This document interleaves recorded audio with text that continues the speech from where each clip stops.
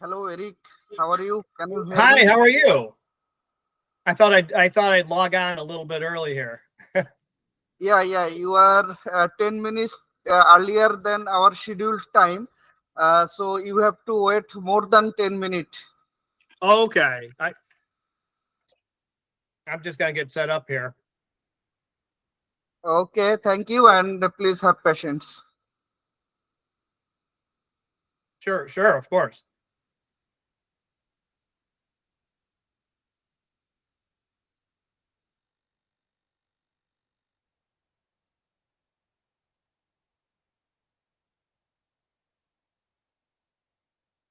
Can you tell me if you can hear me okay? Sorry, Eric. I just want to make sure. Can you hear me okay? Is my voice loud enough? Sorry, Eric. I just can't understand you. Oh, I was asking, can you hear me okay? Yeah, I can hear you. Do I need to speak louder? A little bit louder. Oh, okay.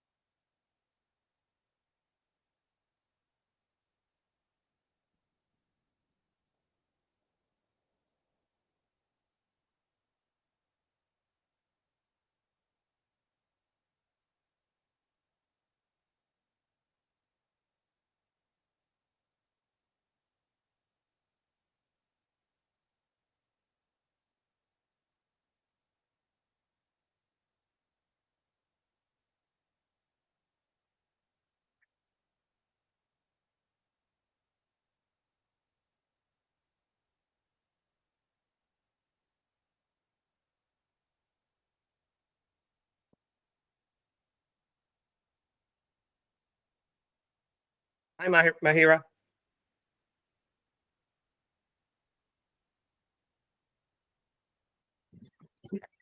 Yes.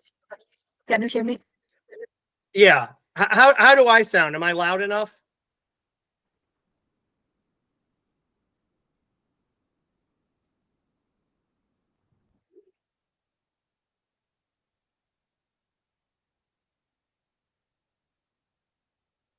Mahira? Yes. Hi. You're Uh, fine. Hi. You're Can you hear? Is my voice loud enough? yes. Now it's fine. Okay. Okay. I just want to make sure. No problem. It's fine now. Okay.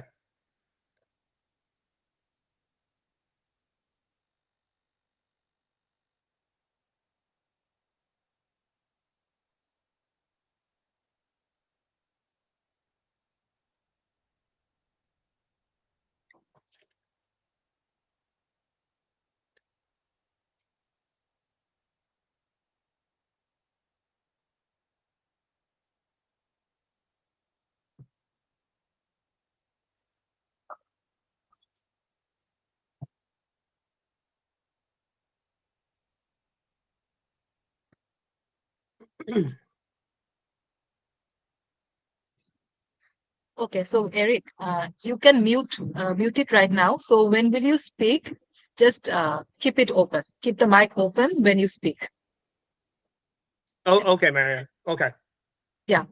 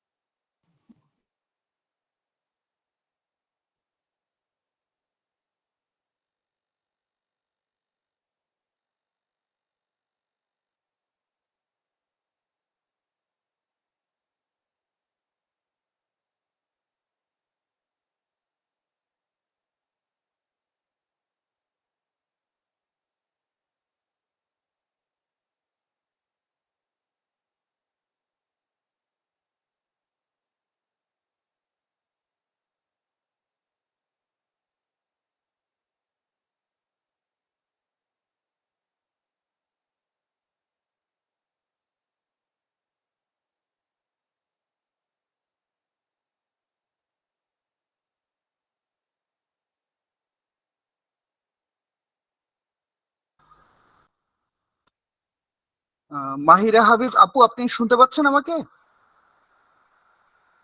জি ভাইয়া, শুনতে পাচ্ছি। আচ্ছা, আমরা সবাইকে কি আর কিছুক্ষণ wait করবো?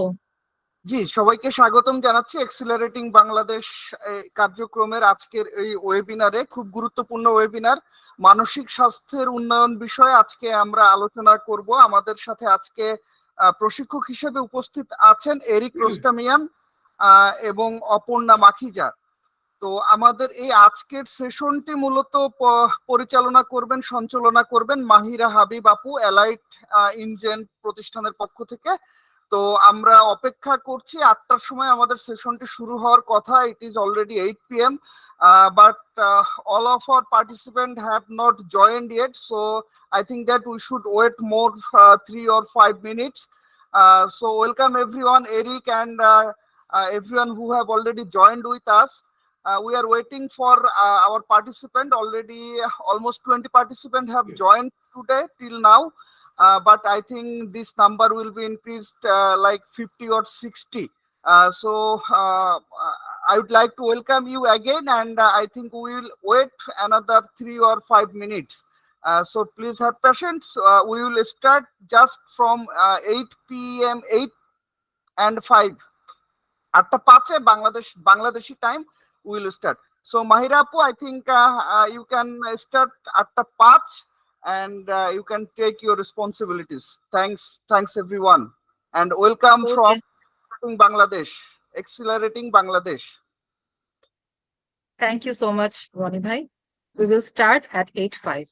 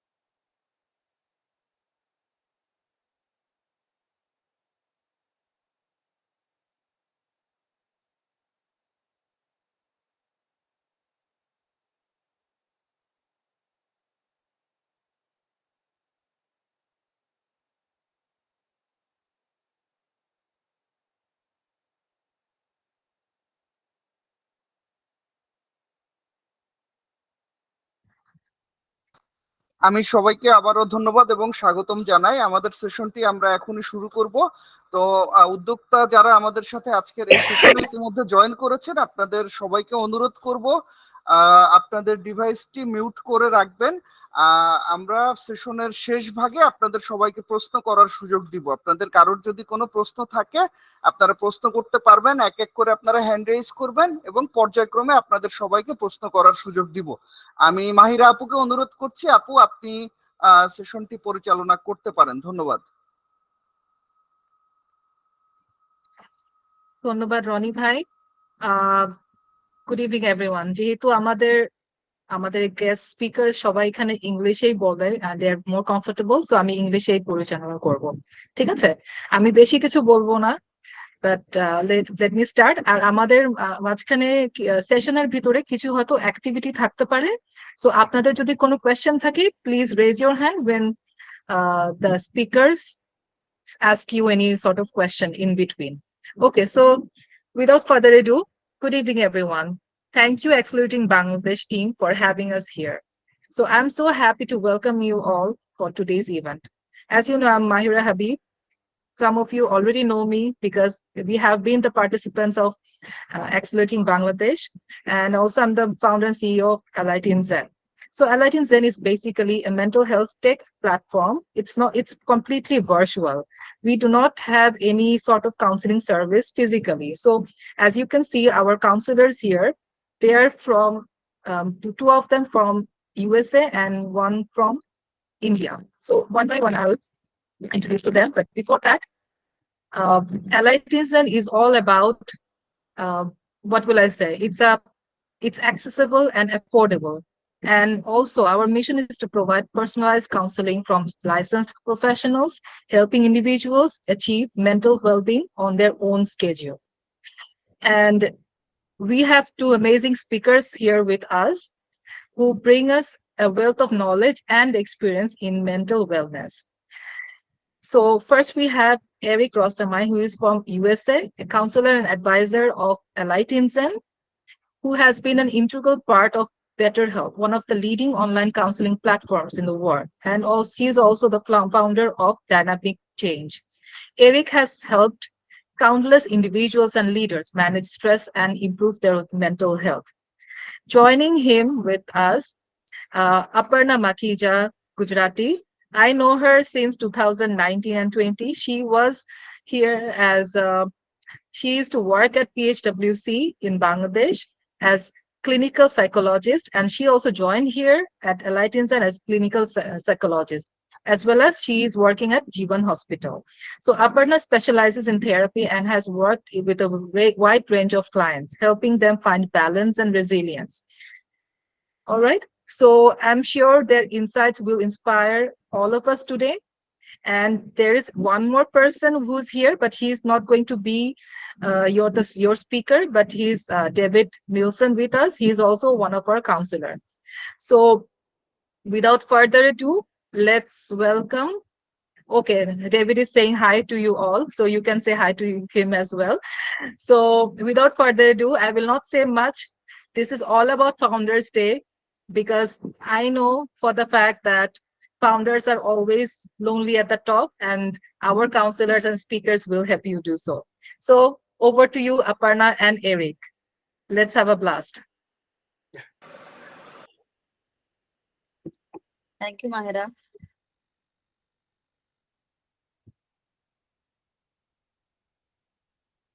Good evening, everyone. Can you just give me a few minutes before we start the presentation, because I'm not able to share my screen for the presentation. Mahira, can you please help me with that?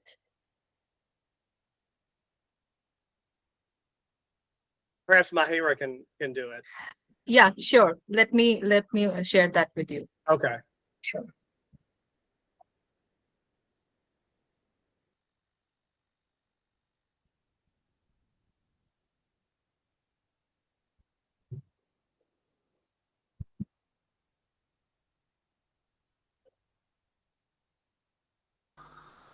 So Aparna, you are already our meeting co-host. I think you can share your screen right now. Yeah. Now I have an option. Earlier there was no option. Okay. Oh, okay. So will you do so or I will help you? You can do so, right? Let me quickly check. Can help you out problem because I do not have the option as well. I think you have the option to share. Now again, it is showing you're not allowed to share your screen. Hmm.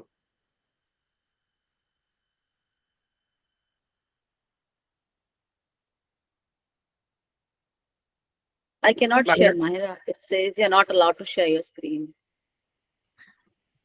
Okay, let me allow me, please allow me some moments.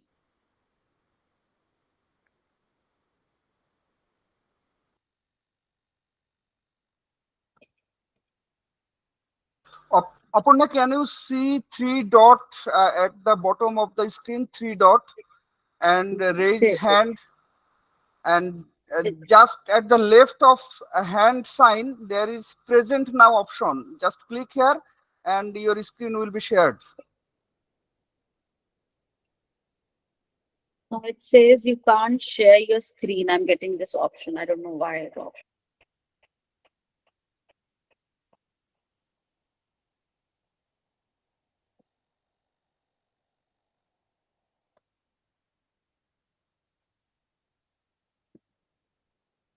Mahira, you've been able to do it before. Are No. you able? Mahira, I'm not able to. Can you please help me with this? It says you cannot share the screen.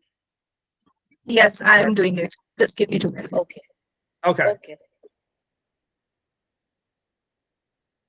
Sorry for the delay.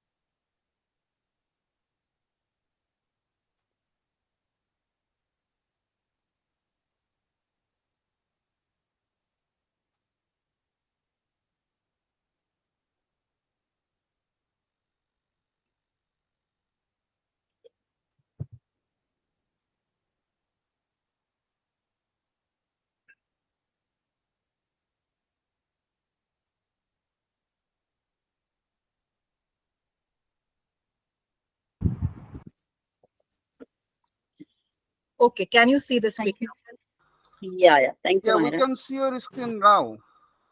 Yes. Can see a handsome guy. Okay. Yes.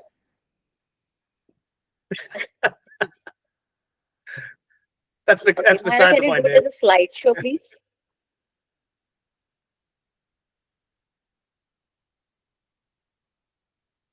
We're almost there. Yeah. Just a slideshow. Okay. So,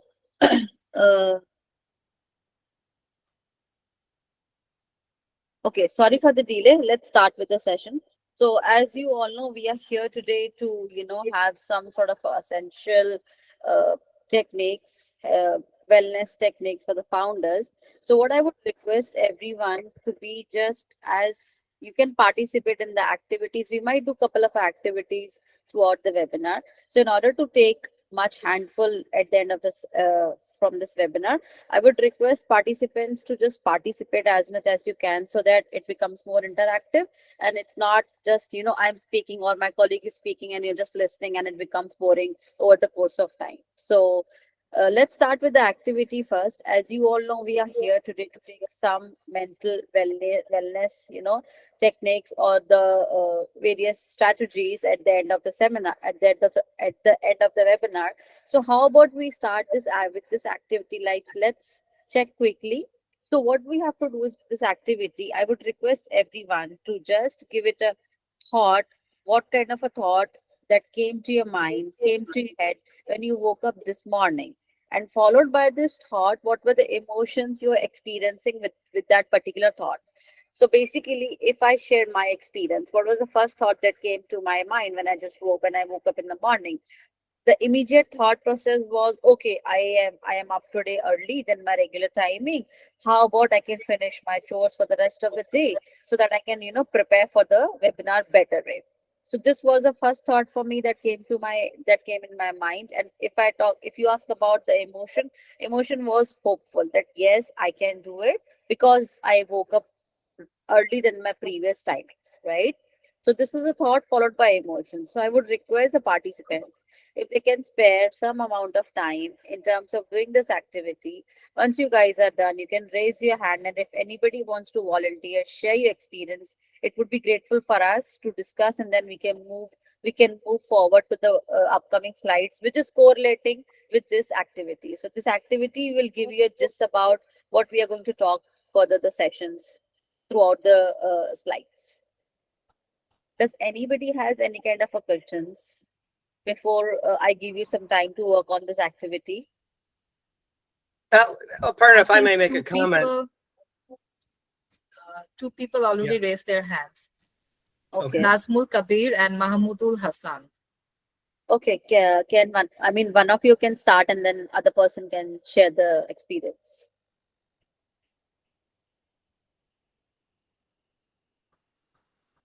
Nazmul Kabir ভাই, আপনি hand raise করেছেন, আপনার অভিজ্ঞতা share করতে পারেন। You can share your experience right now.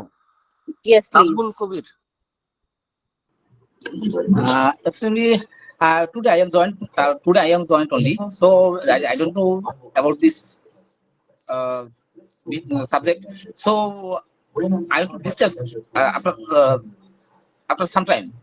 In this moment, I not discuss about this subject. Okay.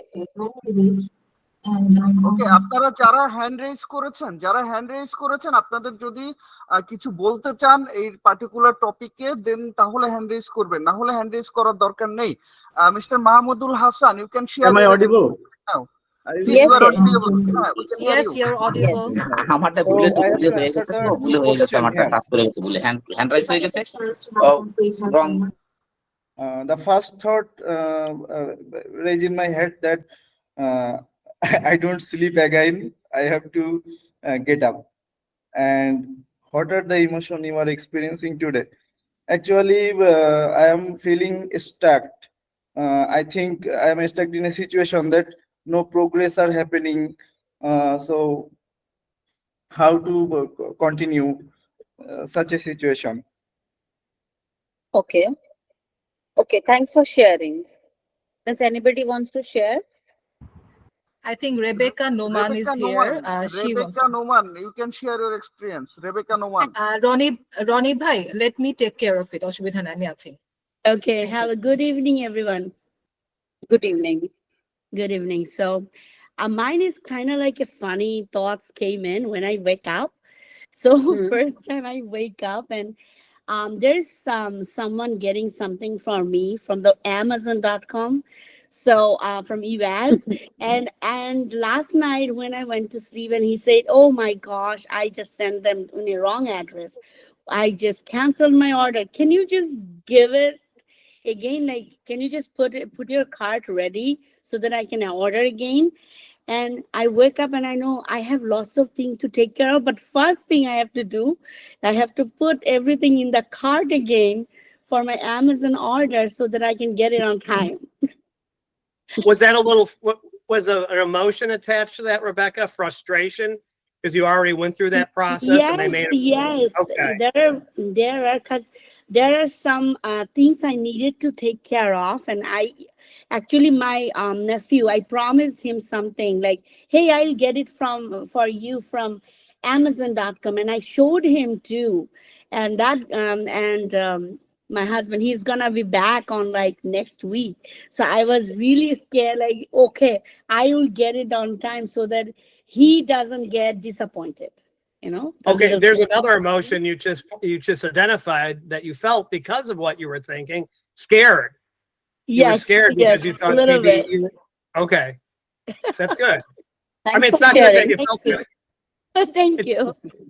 It's not good that you felt scared, but it's good that you can you're able to identify the emotion you're having as a result of the thought you're having. Exactly. And that's an important, that's something that's talked about a lot in therapy, is helping Okay. people understand that thoughts and feelings are two different things, and thoughts cause feelings. So we Okay. talk more about that, but that's good that you're able to identify the feeling that you have. Yes. Thank you so much, Eric. Thank you. Okay, so another person raised his hand, M.A. Zami. Hi everyone, how are you? Good, good. Hi. Thank you. Hello. So what happened today in the morning, I woke up a little bit early than other days because normally I'm not a morning person, but today luckily I got up early, and immediately the thought came into my mind was, it's been a good day for me because I can get more things done. So it was kind of a happy emotion for me. So yeah, that's kind of experience in the morning today. Good, So I good. like that we're getting a mix of kind of negative and positive first thoughts Yeah, in the morning. Mr. Zami, you exactly, got up yeah. a little early and you felt happy because you thought you were going to be able to make it a more productive day because you got up a little. Yeah, exactly. You're right. Thanks for sharing. There's another person, Tasnim Smita, and we have another message in inbox. Okay. Hello everyone, am I audible? Yes. Yes, hi, Tassim. Oh, hello. So today I wake up for my office and I saw there is raining outside. So I felt joy that I can sleep more, and I had an excuse that there is raining. So first emotion come up my mind, the joy. Second was I was relieved, and third, what you call guilty pleasure. I don't know, it's any kind of emotion that I feel it's a guilty pleasure that I can go to my office and say my boss that it was raining. So that's it. Well, So may I give you? basically, Go ahead, Aparna. it's a healthy as well as unhealthy emotions. Both of the emotions you're facing with the situations, not the one emotion. I was just going to add that I give you permission not to feel guilty. Okay, so we have one more question. Marzan Mo. You can say what you want. Can we take question answer session in the last, if that's okay, Mahira? Yeah, no problem. I think we Hi, can good take this evening, last one. everyone. Hi, Marjan. Hi, good evening. Good So evening. the first thing came to my mind when I woke up morning is Alhamdulillah, I am alive and I have a wonderful life. And second answer is today I am experiencing very much joy because it's raining today. Yeah, and I am so much love raining. Thank you. That's good. Good to know this. Thank you. Thanks for sharing. A lot of people were very happy today because of the rain. Yeah, they're sitting at home. Real quick, because we didn't get a chance to respond to the first gentleman, and I'm sorry I didn't write down the name. The first gentleman to speak said he woke up this morning. He had a hard time sleeping the night before, and he had a feeling of being stuck, like he's not making any progress with something. Sir, if you could chime back in and tell me what you're feeling stuck about. Stuck about my startup. Actually, I'm working on a startup 1.5 year. So and such a situation, I need investment, but I am frequently trying and failing. So actually, I am feeling stuck in this situation, and stuck in such a situation that without investment, I cannot move anymore. But I cannot gain investment. So I am feeling stuck, and I am feeling that, oh, everything is finished. All my 1.5 year is finished. Actually, I have a full-time job. Beside, I am working hard. So I think everything is just gone. It's a Yeah, it sounds like you're feeling a bit overwhelmed. You're working full time already, and on top of that, you're trying to get a new startup going. So you're kind of doing double time here. And with the startup, it seems like you feel like you're not making any progress. And without knowing the details, I would encourage you not to. Sometimes we fall into this all or nothing kind of thinking, like this is never going to happen, like these absolute statements. This will never happen. I'm never going to get anywhere. I'm not making any progress. and it's like all or nothing. If you can, look for a way to do the smallest, simplest thing on your agenda related to your startup that you can make some progress on. Maybe identify what that is, even if it's only 1% progress over the course of the next week. Something where you can get a little momentum so you can get out of that all or nothing thinking. So again, if we were working with you one-on-one, maybe we could talk a little bit more about what's going on with that startup and what that one smallest, simplest thing might be. But in the meantime, I would encourage you not to fall into this, it's never going to happen, these absolute statements, all or nothing. That's a trap you don't want to fall into in terms of how you're thinking. But I'm sorry that you're being yeah. We have question and answer session at the end of the webinar, so we will move on to the next one. Okay. Aparna, over to you. Correct. So the thanks for sharing. So the purpose of the activity was basically we are going to target about mental health, wellness, how you can better take care of your mental health in terms of your founder's journey. So how much importance it is for us in a daily life to take care of the thoughts, followed by emotions, followed by feelings. The purpose of this activity was to give you a gist that how important it is for us to take care of the emotions, which happens to, maintain your overall life journey in terms of the emotions, feelings, and everything. So this was the purpose of the activity. Thanks everyone for sharing. Over the course of the slides, we will do a couple of activities more. Next slide will be taken care by my colleague. So, he will be doing a couple of slides and then I'll come back. Erik, you can take it over. Thank you. Okay. Well, I think Makhija used the phrase earlier, it's lonely at the top. We here at Alight In Zen can appreciate that it can get lonely at the top. CEOs, founders, entrepreneurs. In the United States, we have an old saying, the buck stops here, meaning the person at the top is ultimately the one single person that's responsible for the success or failure of their organization. That's a lot of pressure.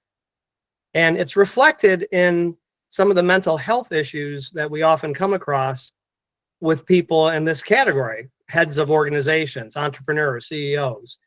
According to the latest statistics for 2024, 55%, a little over half of entrepreneurs and CEOs have experienced some negative mental health issue within the last year. And it's actually a big leap over 2023. So by mental health issue, that can mean a number of things. Generally, what in broad categories, we're talking about feelings of depression and anxiety. Those are the things that we're running into a lot when we work with clients.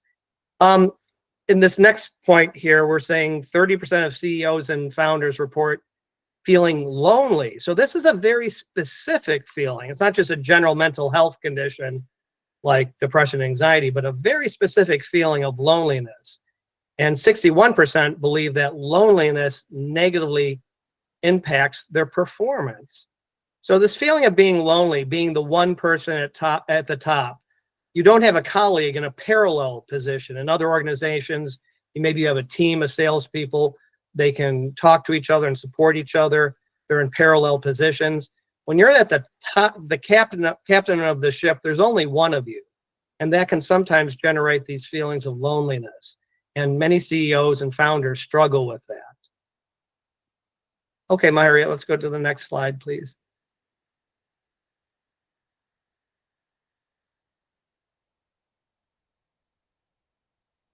Makhija, can we go to the next slide, please? There we go.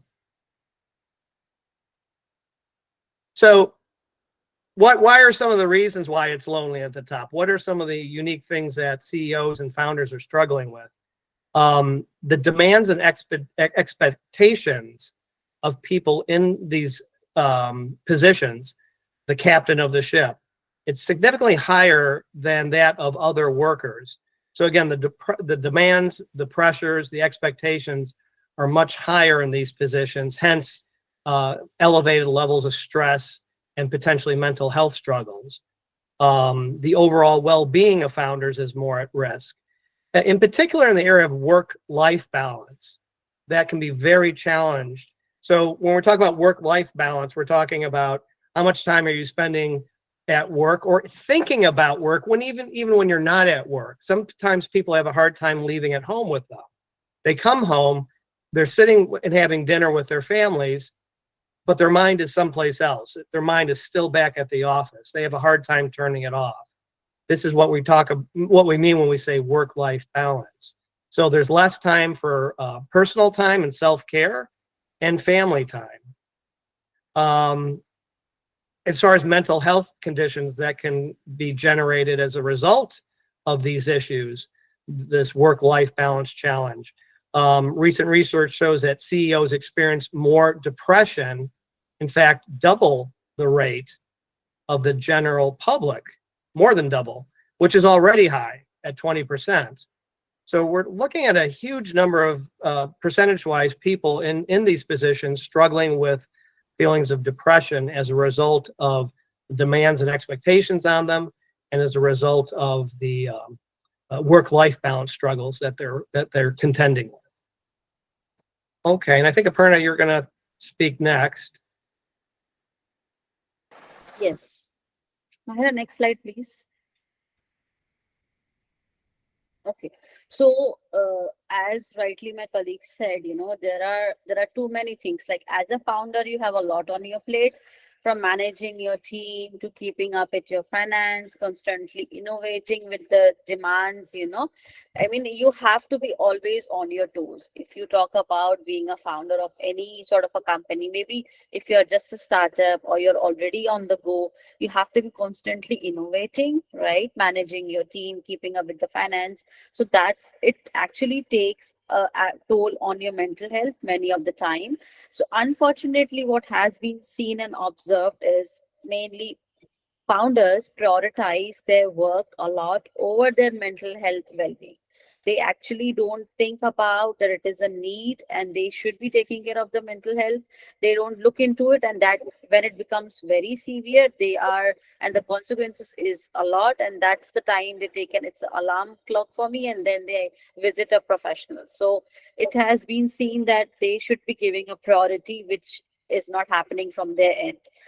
Also, studies have shown that founders have a high risk of stress, anxiety, depression compared to general population.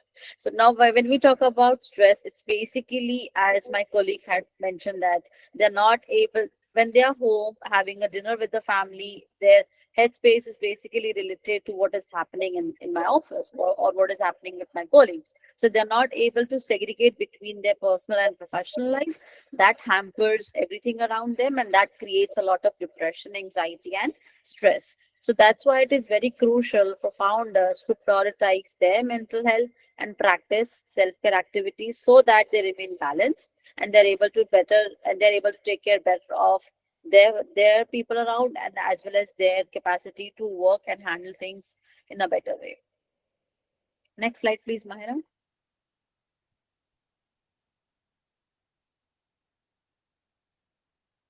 Okay, so here what you have to do is, as a startup founder, it is very important to regularly assess your mental health and your motivation and reason for starting the business. Or already if you're in the business, you need to keep on have the checklist for motivation and dedication to be a part of the team, as well as handling your own emotions. So here are few reasons why every startup founder should ask themselves these questions. So what are the questions you can ask yourself whenever you are in the journey, or you will be starting your journey? First of all is you need to clarify your goals. So when we say about clarify your goals, meaning you need to understand what you want to achieve with your startup. Or if you're already in the startup, again, you have to keep on modifying and clarifying your goals, what I want to achieve, and what do I understand from my journey, what should I be doing some sort of a changes or innovation in my journey.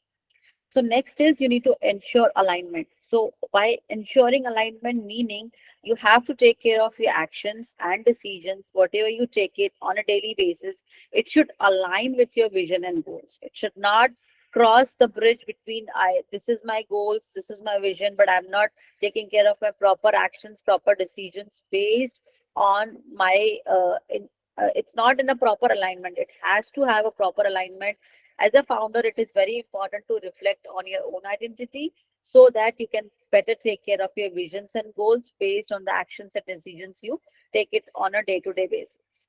The next is stay focused. Again, as a founder, you get caught up every day in terms of taking care of so many things which is there already on a plate. Being a founder is not an easy journey. There are many ups and downs. There are many loopholes which you have to keep on checking regularly. So as a founder, you also have to take care of your mental health well-being so that you remain on the track, you remain focused, and it also creates a better improvement in terms of achieving your long-term vision goals, whatever you might have set for your business to achieve in the upcoming time. Next is foster growth.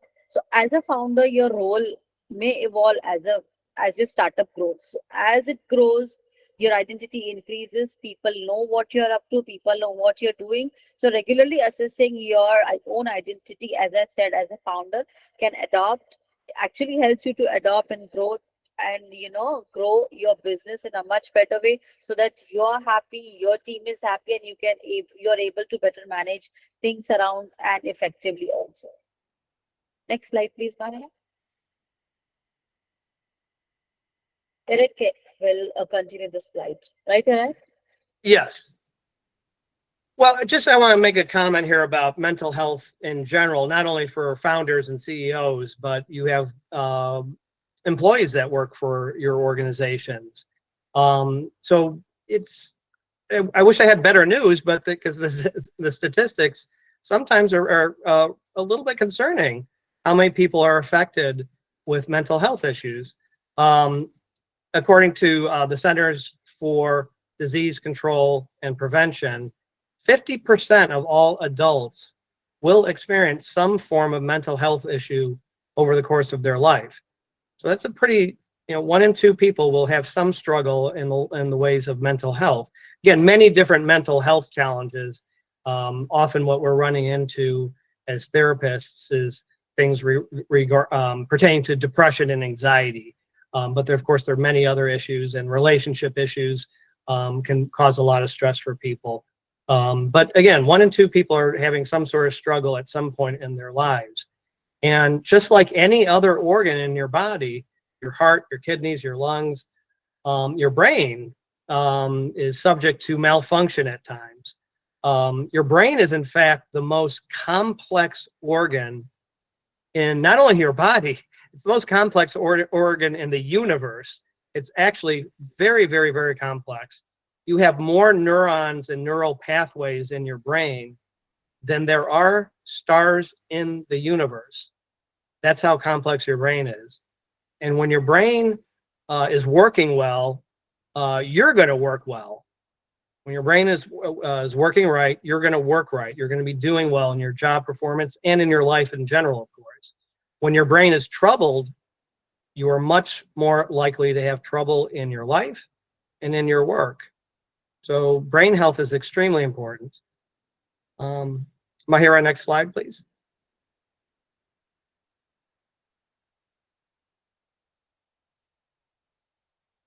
So we really want to emphasize that mental health does matter, and ongoing conditions that can affect your mood, behaviors, and thinking patterns will cause certain mental health conditions, as I've mentioned several times already, major depression and or chronic or generalized anxiety. These are conditions that can interfere with a person's ability to function effectively in the workplace. So something for the captains of the ship to be aware of is that some of the challenges that their employees can face that might actually inhibit their ability to function to the best of their abilities. And when mental health is not addressed, when people are not getting quality mental health assistance through things like therapy, it's very common for people to cope with mental health issues in some very dysfunctional ways, which actually makes a challenging situation even worse. So what I'm talking about specifically is sometimes people turn to things like alcohol or drugs or other problematic behaviors to cope with mental health issues that they're struggling with, like anxiety or depression. So, and again, this makes a bad situation worse. So this is one of the reasons it's extremely important to provide resources to people so that they can get appropriate help for any mental health condition that they're struggling with, rather than them turning to things such as drugs and alcohol. Makhija, next slide.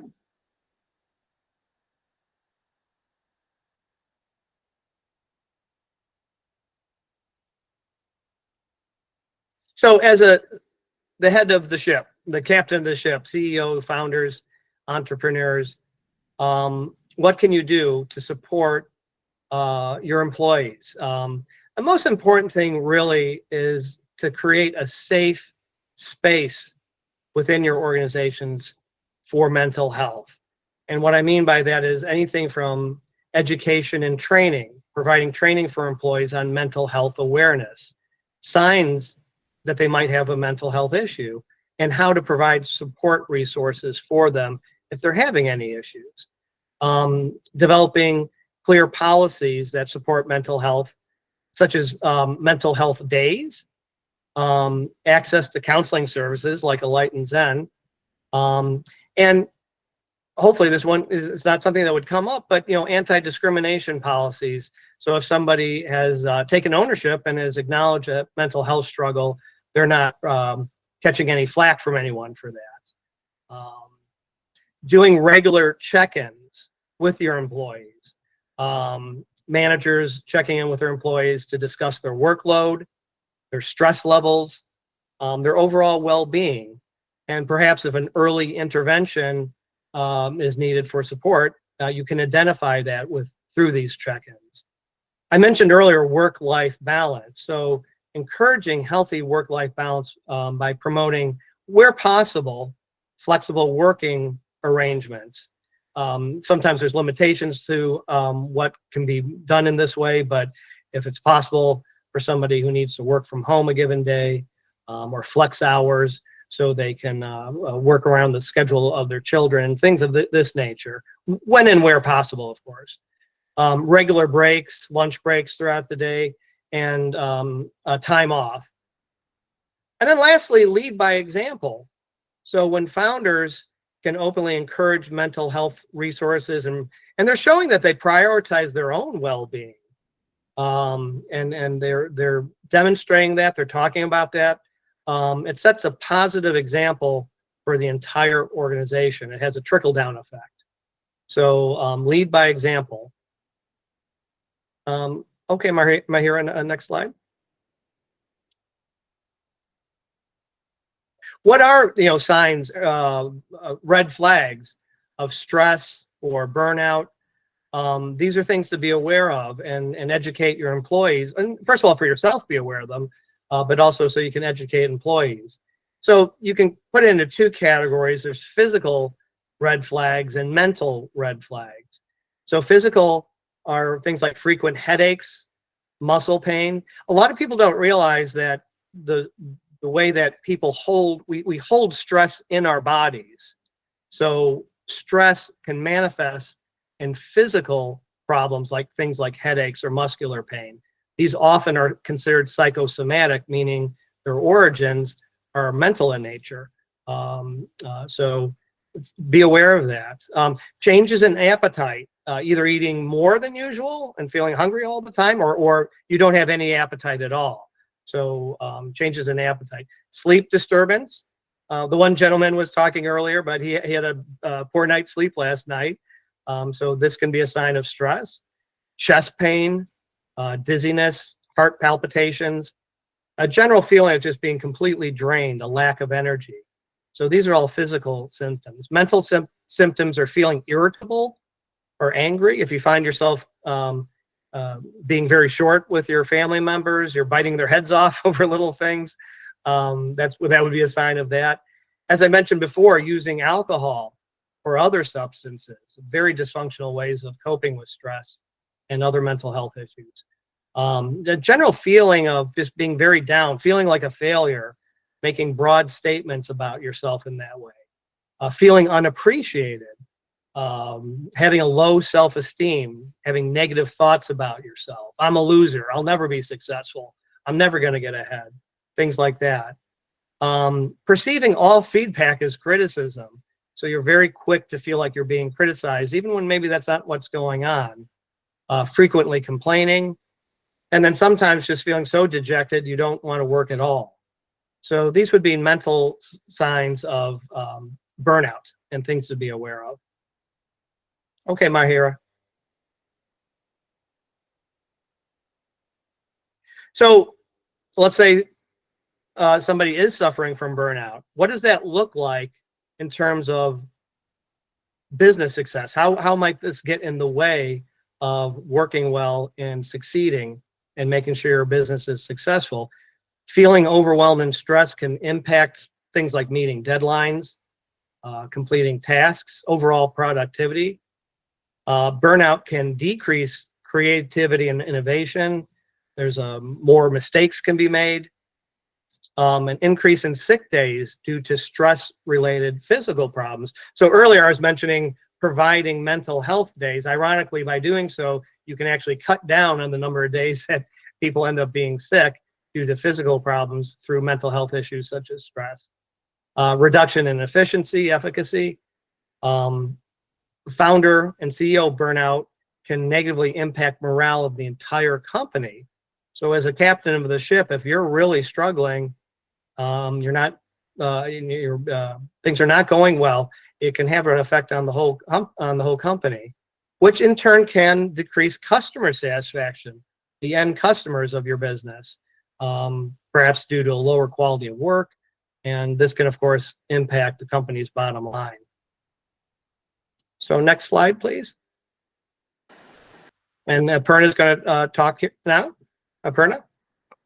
Yes, thank you. Okay, so you have been listening a lot for the last couple of slides. How about we again do some activities and then, get some charge if we are bored of listening, right? So as Erik has mentioned that you're the ship of the company, right? So captain, so what I would appreciate from all of you right now is you must have been in the journey of either you're a founder or you're in the process of starting something for your own self or for the company. How about we discuss, how about you let me know what are the healthy boundaries which you might be setting up for yourself or you have already set for yourself, in terms of these journey of my business or my professional life. What happens on a regular basis which helps me to keep in track or focused if I set these healthy boundaries for myself? Can you spare some time within yourself and then work on this, and whenever you're ready you can share if you're comfortable to share with us?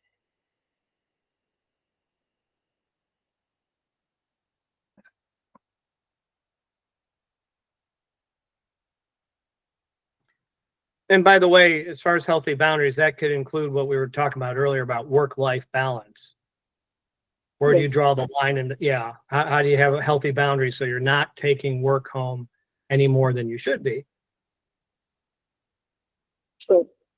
Meaning if you're sitting with your family, you're having any kind of a meals, you can just think about your family members, enjoy the meal, enjoy the series or whatever you're doing. Just see to it that you become mindful, grounded, and you be in the time and enjoy that phase. That could be one of the healthy boundaries for yourself. Can you think of some of the other boundaries which you might be setting or you want to do it in the future?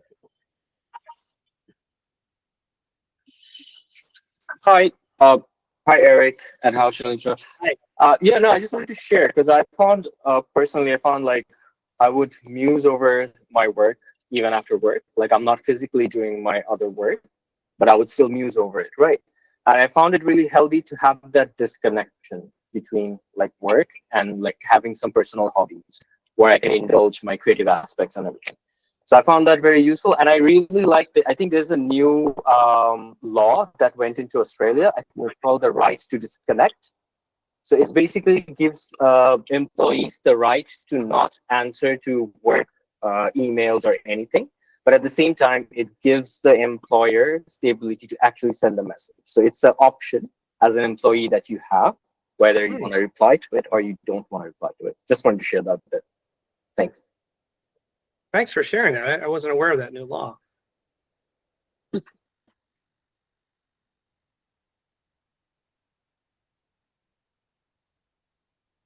We have a comment Anybody here. wants to share? Yeah. Somebody just wrote in a comment that they're trying to, actually, I don't see the comment now, but trying to focus in on their friend, have quality time with their friend. Perfect. Yeah. Browsing social media also works sometimes. Yes. True.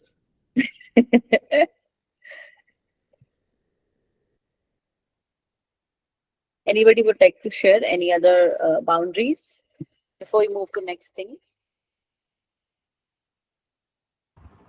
Yeah, I want to share as a participant. Sure.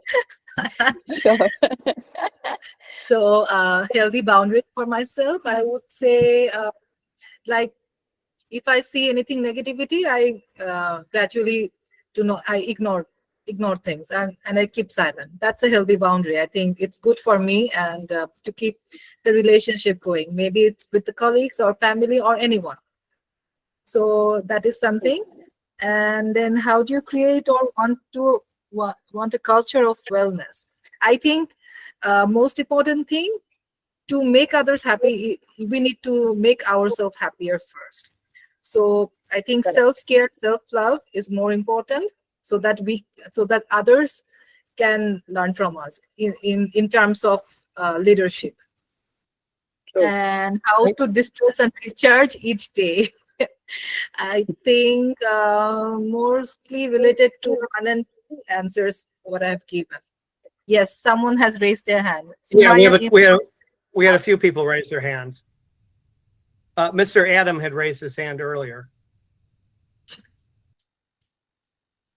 And we have Rebecca and Sumaya raising their hands. Mr. Adam, I think he was the first one to raise his hand. Mr. Adam, can you chime in?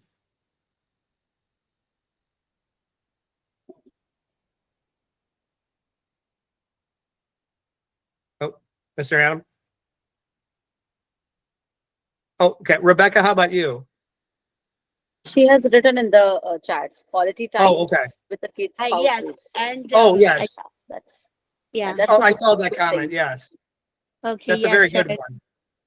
Yes. And I think also working in a non-profit, like where you feel good about yourself the whole time, like giving 1 or 2 hours in a non-profit, doing something voluntary work, that also makes you like recharging, to go on and on. Yeah. Thank True. you. That's an incredible suggestion. That's very good. Yes. Thanks for sharing. Thank you. Rakibul Reading Islam. that, That's yeah, very we got to. Mr. Todd Reading said, nonfiction yeah, helps me a lot. Yeah. That's these good. are good. Yes. Do we have any other responses, or we can move to next slide? I think Rakibul Islam, you have raised your hand. Do you have to share anything? Please, you can say it. And Sumaya Emma. Okay.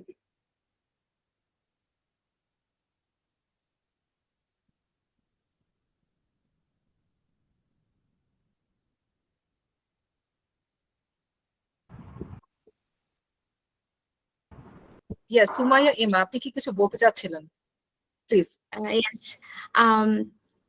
Actually, there are some of the healthy boundaries I think that is helpful to me, is that not to get obliged by the trend that are going on.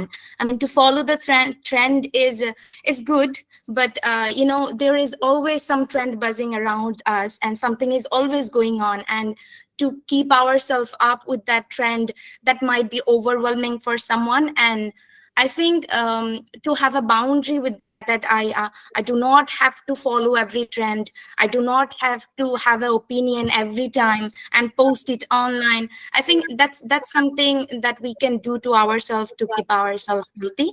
And another thing which I would like to share about recharging and decrease the tension is to have a quality time with the person we are comfortable with. That might be partner, that might be friends or family. I think we just talk about things which seems unnecessary to someone, but being present on that time and having those unnecessary chat can recharge us. Thank you.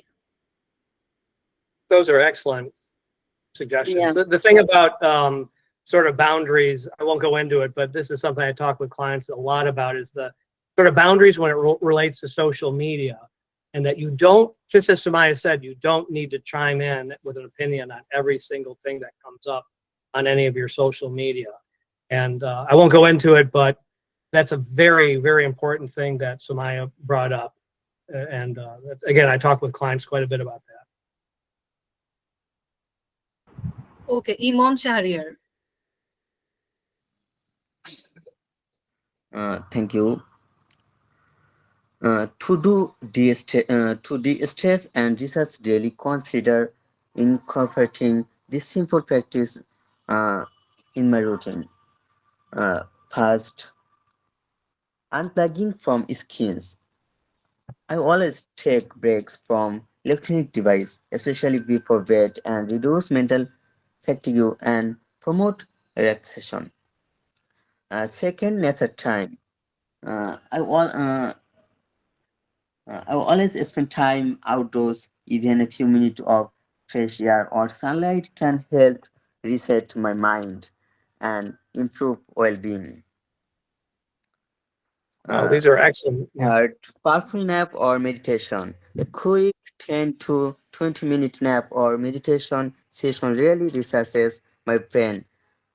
It's helped me a lot, especially on those more things days. Connect with loved ones. Taking time to chat with my friend or family helps me feel connected and more at ease. Uh, Fifth, creative breaks. I love diving into a hobby, whether it's reading or cooking, anything that lets me unwind and express myself. And finally, evening wind down. I have created a simple bedtime routine like reading or taking a warm bath that help me relax and sleep better. Thank you. These are Wonderful excellent. points. Yeah, Yeah. excellent suggestions. Thanks for sharing. I just want to comment real Okay, quick. we can move on. Okay. Okay. Next slide, please, Mahira. So, do I need to take care of myself? Again, the activity which we did, this is correlating with the activity. Do I actually need to take care of myself? As a founder, there are too many things on your plate. You are always on your toes. You have to be alert. You have to be on your go. So that's why it is very important to reduce your stress. Now it's actually a high pressure environment for startups actually that can lead to increased stress level. So taking care of your mental health can actually decrease the level of stress you might be encountering throughout your journey, and followed by the level of anxiety you might be facing. It reduces everything if you actually take care of your mental health well-being in a proper manner. Next, it also improves your decision making. Founders who prioritize their mental health are actually better able to make decisions in a thoughtful manner.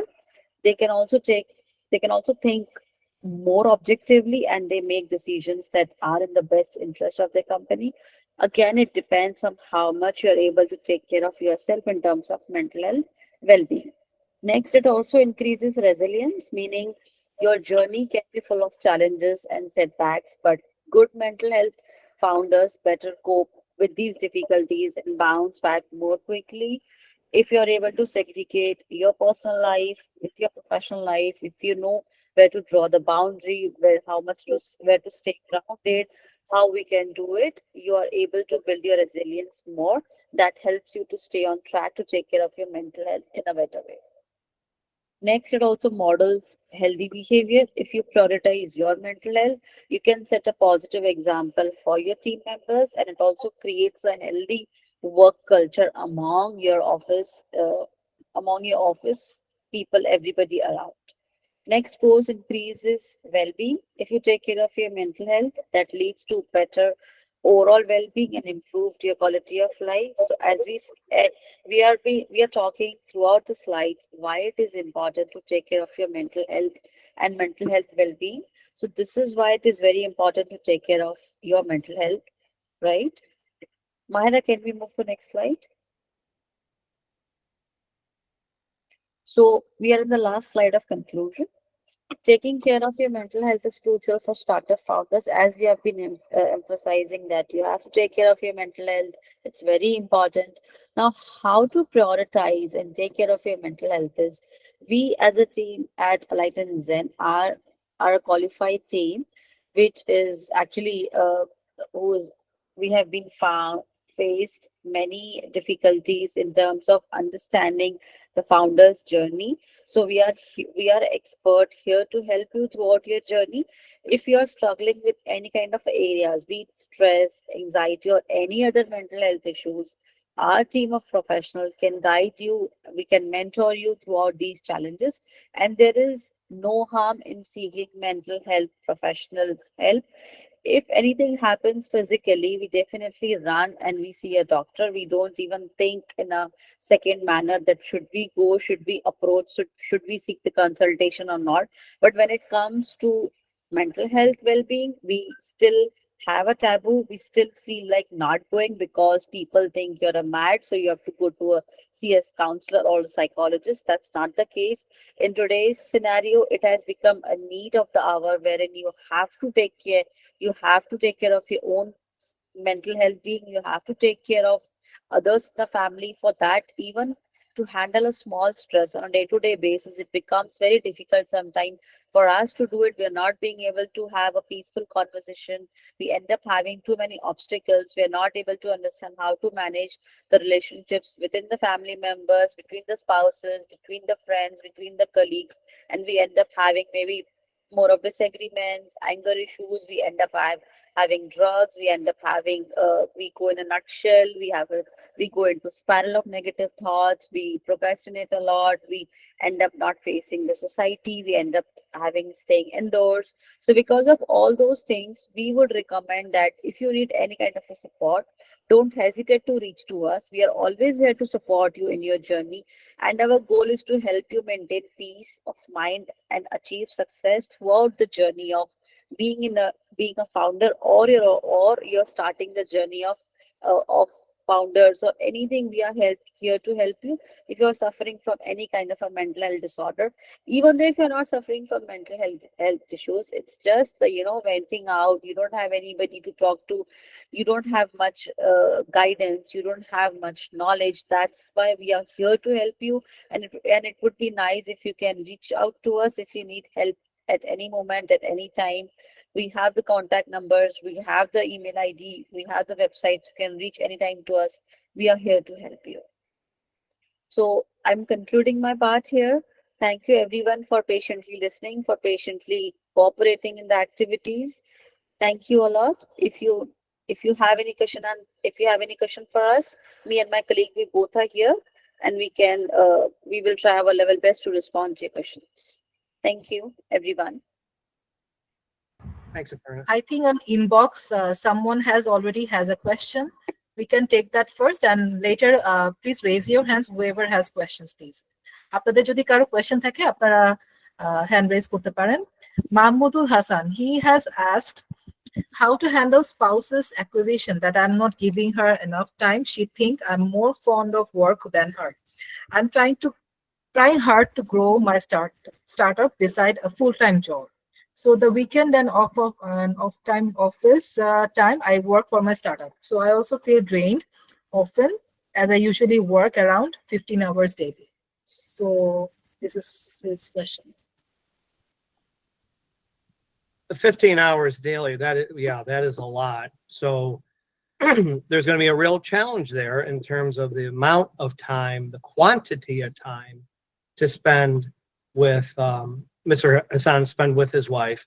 This is one of the things that what you want to stress is quality of time versus quantity, because it would appear with working 15 hours a day, there's no way around the fact that the quantity time is going to be a challenge, but you want to maximize the quality of time you spend together.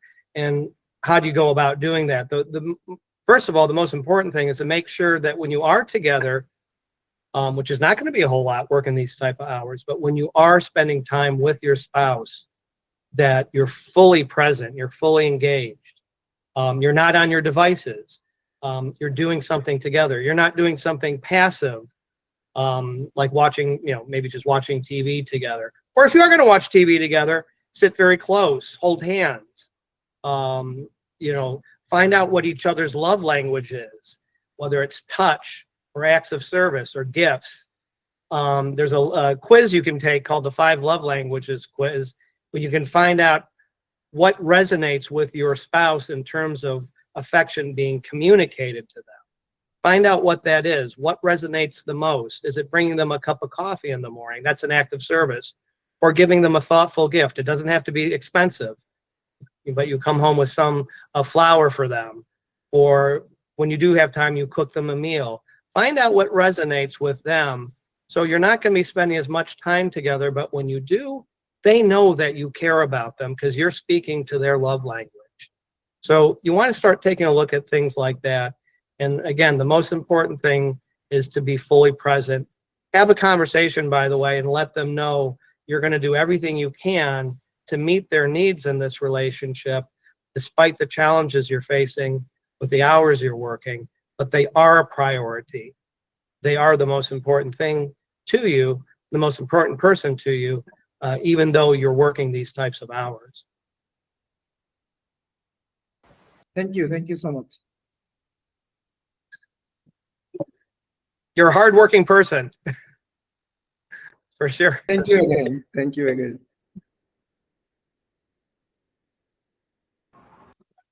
So it's an open discussion. Anybody can ask any question, anything to. Yes, Imon Shahriar has raised his hand. Come home from office to have lunch. I don't want to go to office after lunch and feel tired. What should I do in such a situation?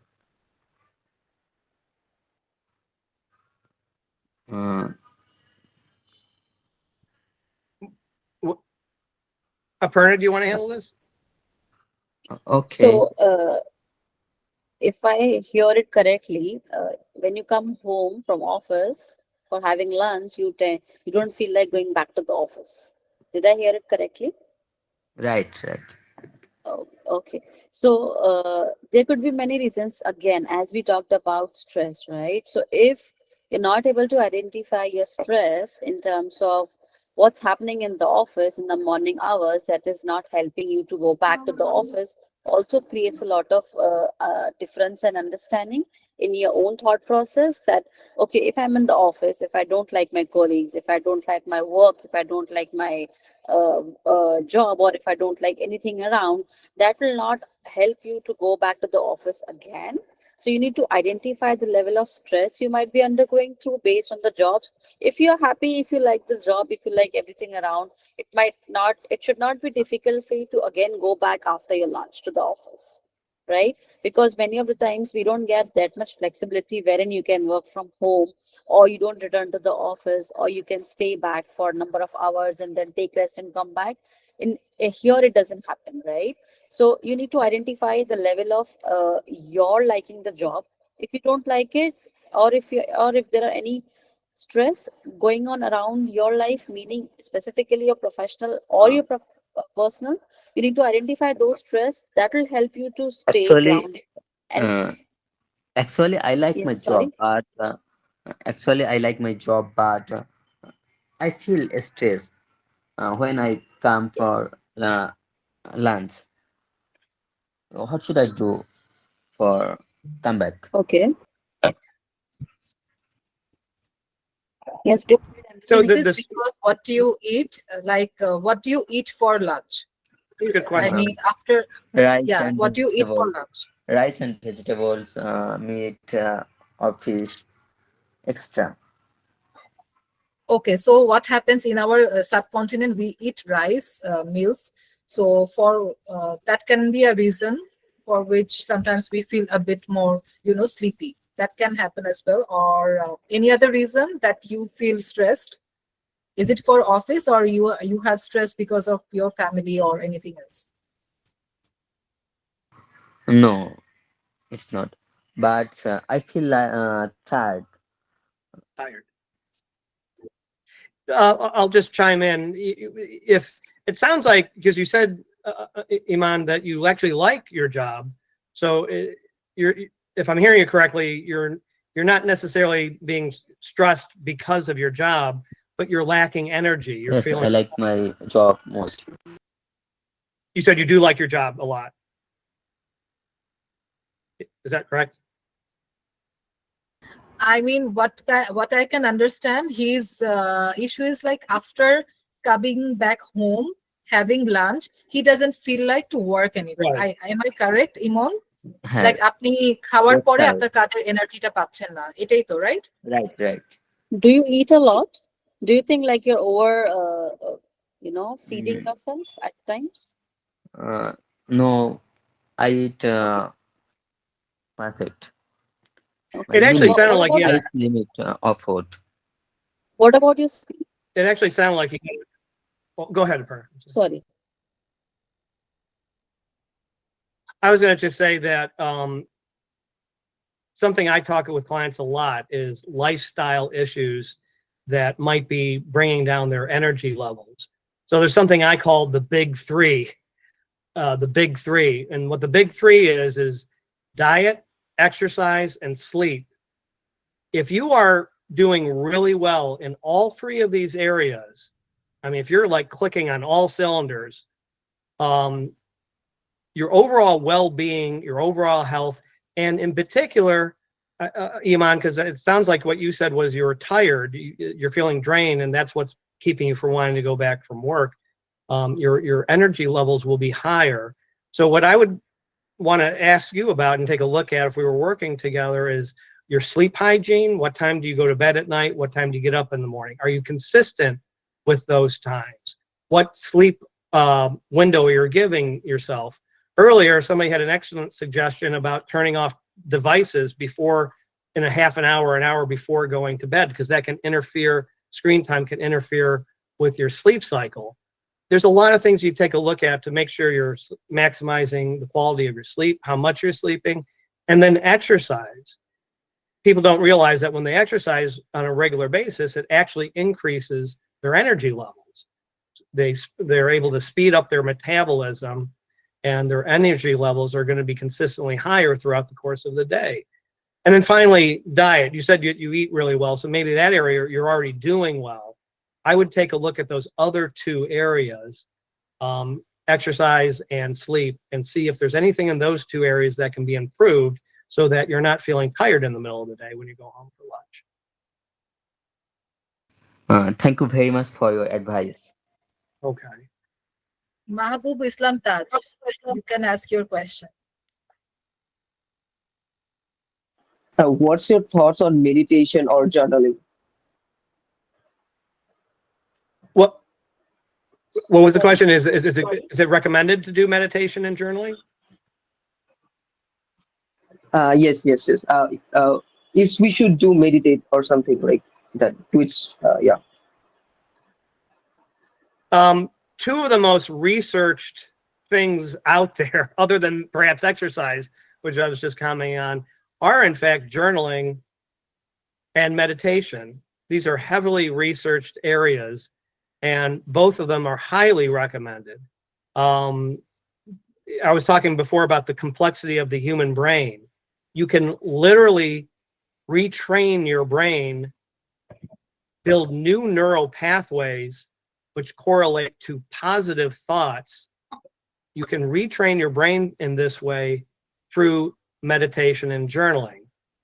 I'll give you a quick tip on the journaling. Journaling is anything you really want to write. When you get stuff out of your head, the last place you want negative thoughts rummaging around is inside your head. You want to get it out of you, whether it's talking to somebody like a therapist or a friend or journaling. So, but I would also take it up a notch every day. If you're going to do a little journaling, and a good time to do it by any time that works for you, a good time is maybe in the evening, a little bit before bed, when you can write down some things that happened that day.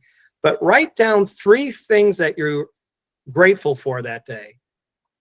It could be something so small. I had a great cup of coffee in the morning, or my spouse kissed me on the cheek when I left for work, and that made me feel good. It could be the smallest thing, or something you did at work. But write down 3 things that you're grateful for, or 3 things that went well. There's a lot of research that show, and this is generally referred to as a gratitude journal. There's been a lot of research that's been done on people who do gratitude journals on a regular basis. After about a month of being consistent with that, the mental health benefits will start kicking in. And the reason why is you're actually starting to build these new neural pathways in your brain that correlate to these feelings of gratitude. So long story short, yes, journaling is great, and as well as meditation. And in the interest of time, we won't go into that, but 10 minutes, 15 minutes a day where you're doing a simple breathing meditation and focusing in on your breath. Some people like to pick one word. They call it a mantra. It could be peace. It could be love. It could be God. But you focus in on your breathing and that one word. And in this way, you're able to rewire your brain to be more focused on the present without your mind wandering with troublesome thoughts. And the more you can be consistent with doing that, again, you're rewiring your brain. It's not a quick fix. You're not going to have any mental health benefits if you do it 2 nights and then you stop. But if you're consistent with it, after about a month, you'll start feeling a little bit better. You'll start noticing the difference. Excellent ideas. It also helps you to stay more grounded and more mindful if you do it. So it's a good practice. Okay, Marzan Mo has a question. So, hi, my question is, we founders and entrepreneurs always go through much pressures and stress. We do hard work, and we have a lot of failures, ups and downs, which make us disappointed. How to overcome the disappointment, or which can make us more enthusiastic?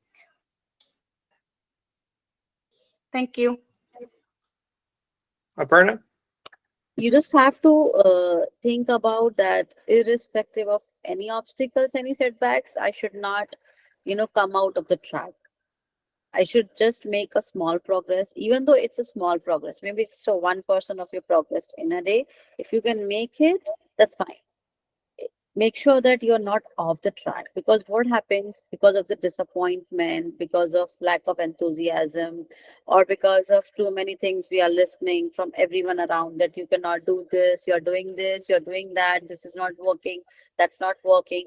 If we keep all those things aside and just see to it that we are on the track of achieving small steps regularly on each day, if you can tackle any small steps, that would help you to not think about more negativities, and you can just go ahead and just try to climb each ladder on a regular basis. You just have to think that, okay, it's a ladder, I have to keep on climbing the ladder. So one step at a time, even though if there is anything else happening, if you're focused, if you're positive, if you know I can do it, you can do it. Just don't try to fall back from the track. That's more important. And these are the few steps we can tell you now, but in general, if you are inclined to have session with us, then we dig more into the stuff which is happening in your life, in your entrepreneurial journey, and then we can give you more, insights about how you can deal with the things around. Thank you. Welcome.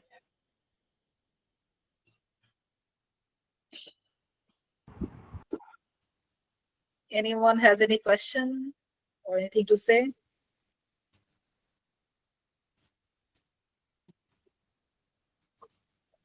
I think we were very quick to complete all the slides today.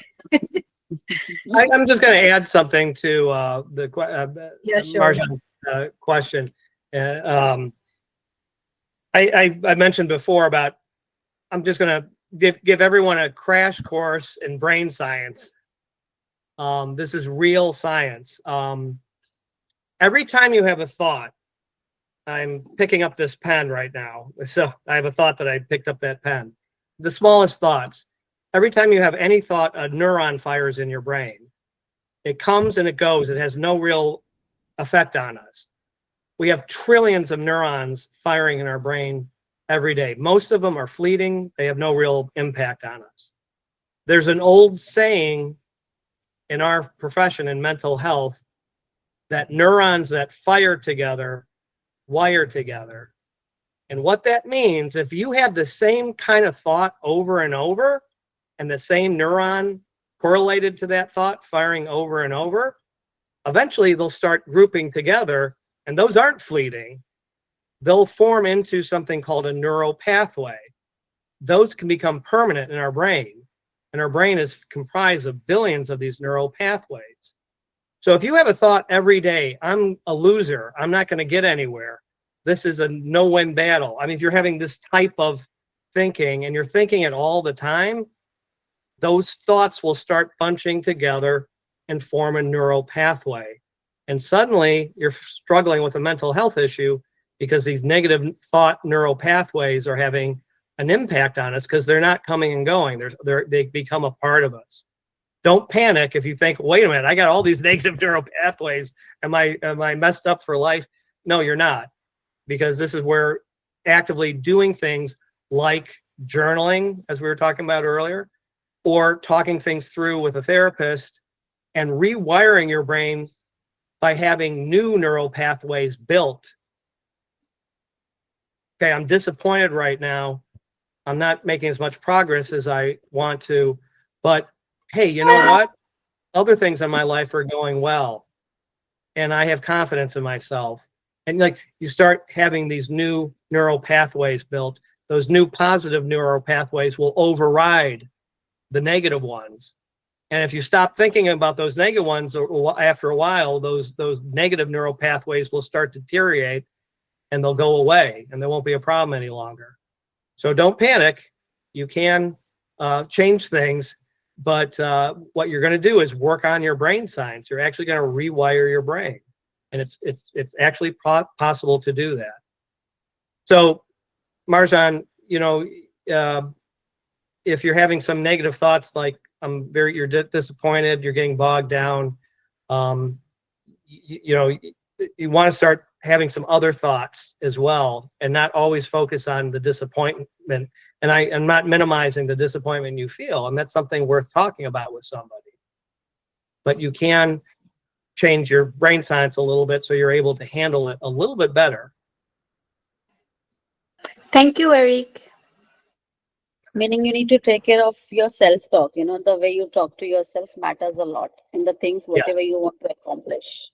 Even though if you think I cannot do it, if you just, you know, see to it the way you tell yourself, that's fine. If I know my journey is difficult, but if I try, if I take a small step, maybe one step at a time, if I see doing it, I might find some sort of a changes. So that creates a lot of difference in handling your disappointment, specifically in the terms which we call it as founder's journey. All right. We have 2 questions over here. So could you suggest any books for philosophy by Mahmoud Islam Taj? And another is, suggest me a way to overcome higher authority communication or phobia, public speaking phobia. Something. The public speaking phobia thing is first of all, you're not alone, because human beings actually evolved to be nervous and speaking in front of a large group of people. Because you think about back in caveman times, if you're walking out on a field, a tundra, and there's about 5,000 eyes staring at you, some of those eyes are predators. You better run and get out of there. I mean, we don't like having a lot of people stare at us. The good news here is it's called exposure therapy. By just going through it and getting the experience, you'll find it gets easier and easier and easier. It's just getting over that hump that is difficult. Every single person that does public speaking on a regular basis, and you think that they're phenomenal at it, they clearly aren't nervous. If you ask any one of them, they will tell you they were scared to death when they first started doing that. But eventually they got acclimated to it. So acclimation, desensitizing yourself will help. So it's just a matter of getting a little practice.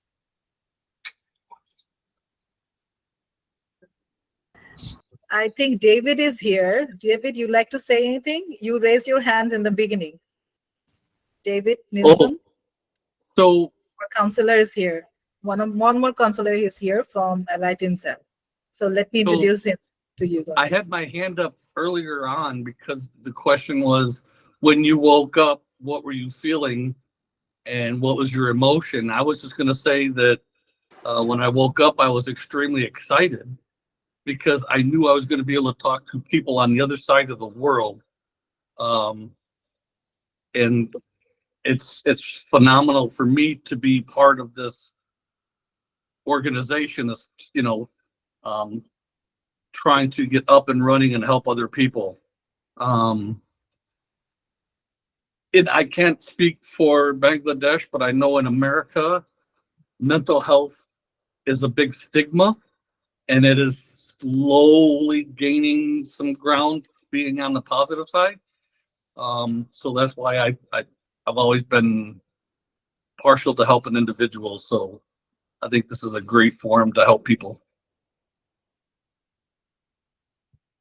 Mr. Islam has raised his hand.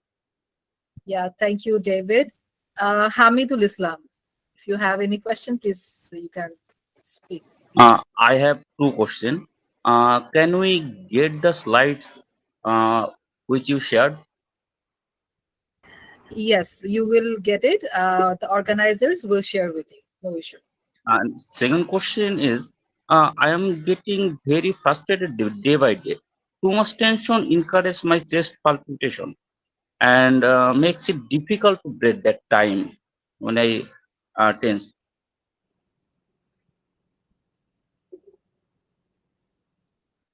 So what should I do that time?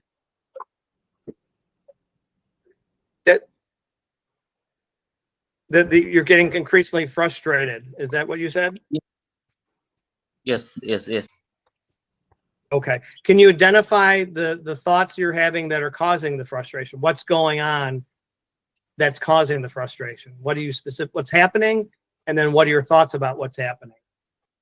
I think I can't do anything. Any business or job, anything. That you think you're not capable of doing anything? You're getting down on yourself and your abilities? Capable. Okay.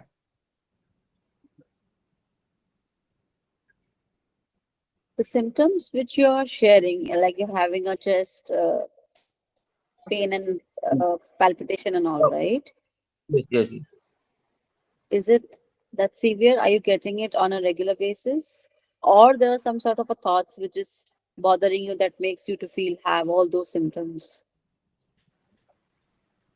Sorry? So are you facing these symptoms on a regular basis or something triggers you, then you're having all these symptoms facing palpitation and everything? Regular. Regular? Okay. So basically these are the sign and symptoms for anxiety. So since when are you experiencing these kind of physical symptoms?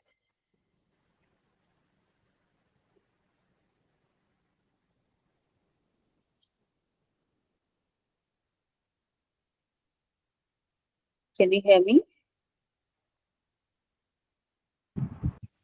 আপনি কি শারীরিক কোনো problem কি face করছেন, মানে like বুকে ব্যথা বা এনি সর্ট অফ ডিজিনেস কি ফিল করছেন, এটা জিজ্ঞেস করছে councillor.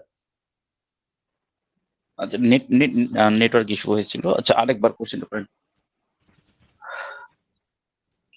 Aparna, Should I he repeat again? wants the answer. Yes, you please repeat. He could Okay. not. So I was asking you, are you since when are you feeling these kind of a symptoms? Since when are you facing all these symptoms, palpitation and all?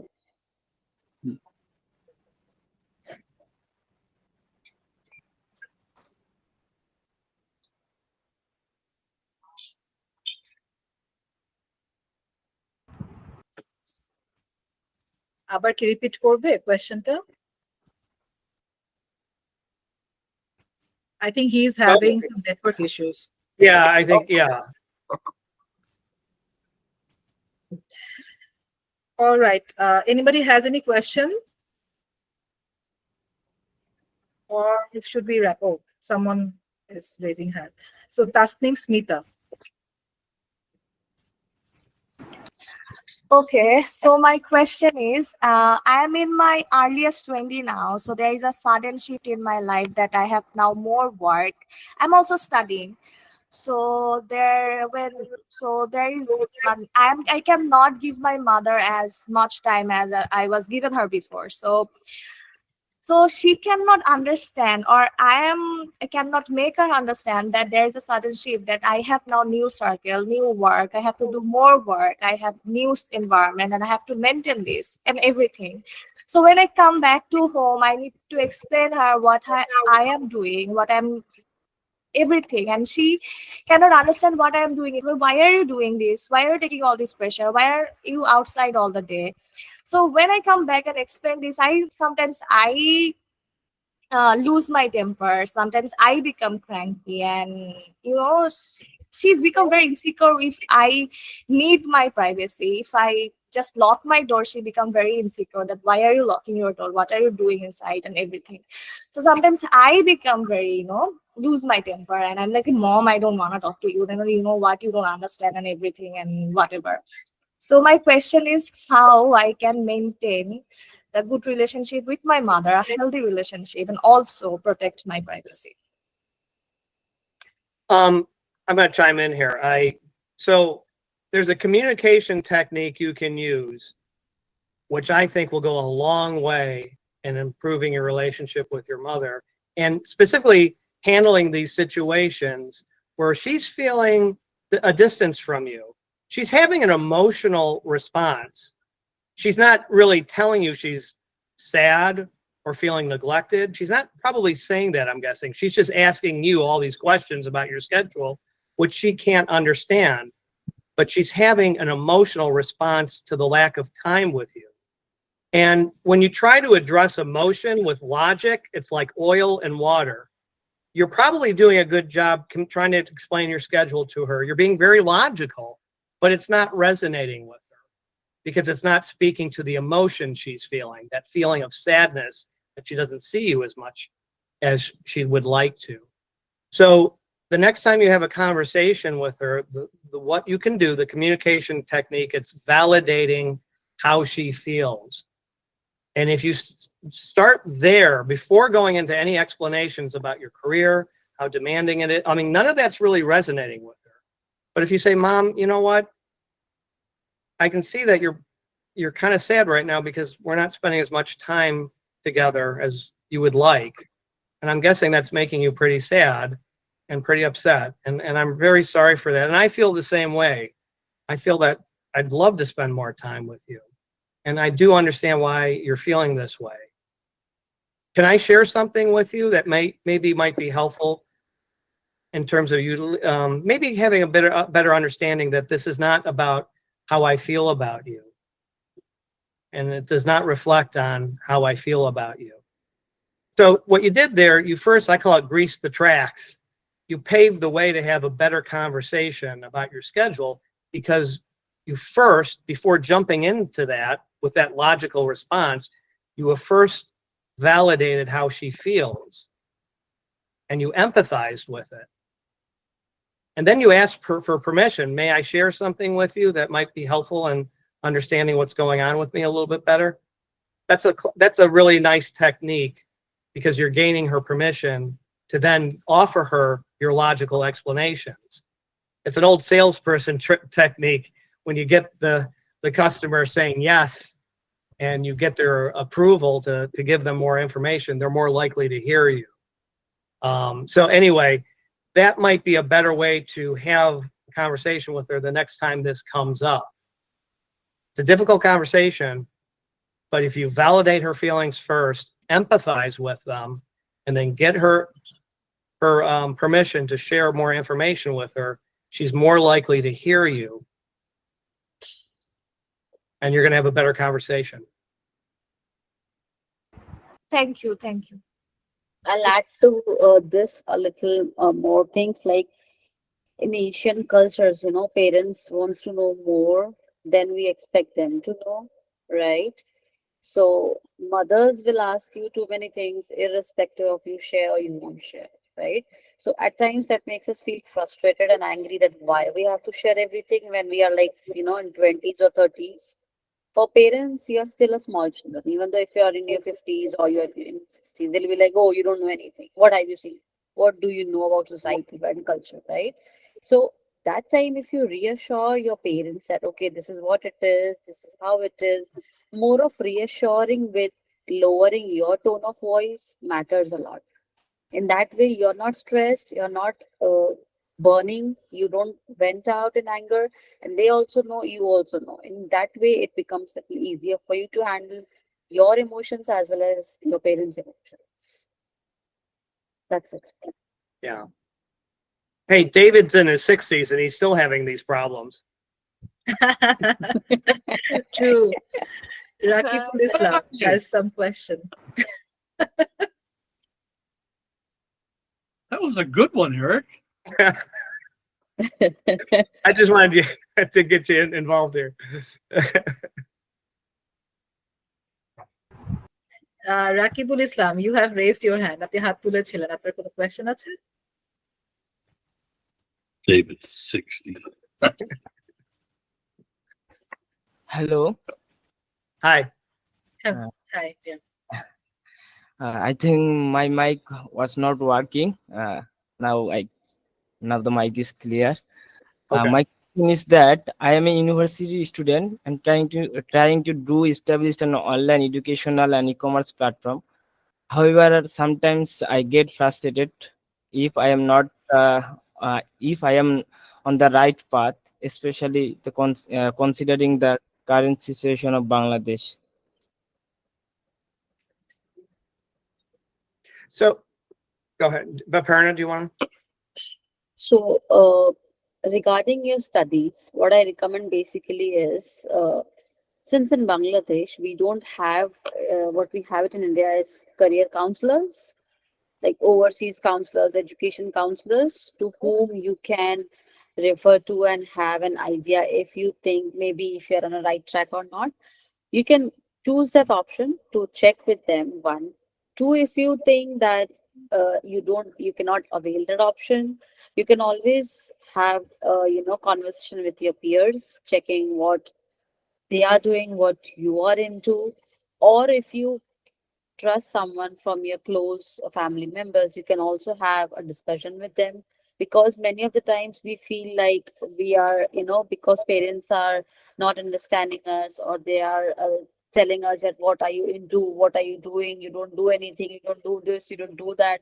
So that kind of thing also makes us to not keep a track or have many question marks that whether I'm on the right track or not. So those kind of things helps you a lot. Maybe consult a career counselor or consult your peers, or you can check with any of the family members with whom you trust. That allows you to be on track, and you can trust yourself that yes, whatever I'm doing.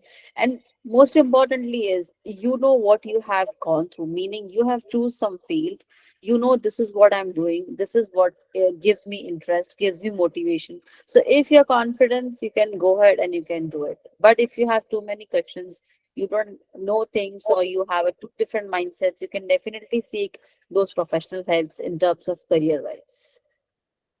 Okay, thank you for your suggestions. I think my educational background is material science. Sometimes I think that I want to do research sometimes, and I have a lot of time waste with this educational and online platform makings. So sometimes I get frustrated, but I feel okay because the platform is already established sometimes. But my educational the thinking. I want to do research. But this is conflict issue.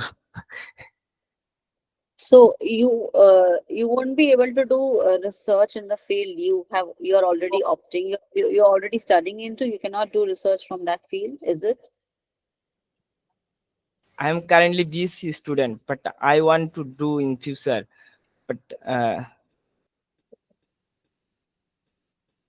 Sorry, come again. I am BSc student, BSc in engineering, material science. In future, I want to do research, but now the situation is I want to establish. Already, we are trying to establish.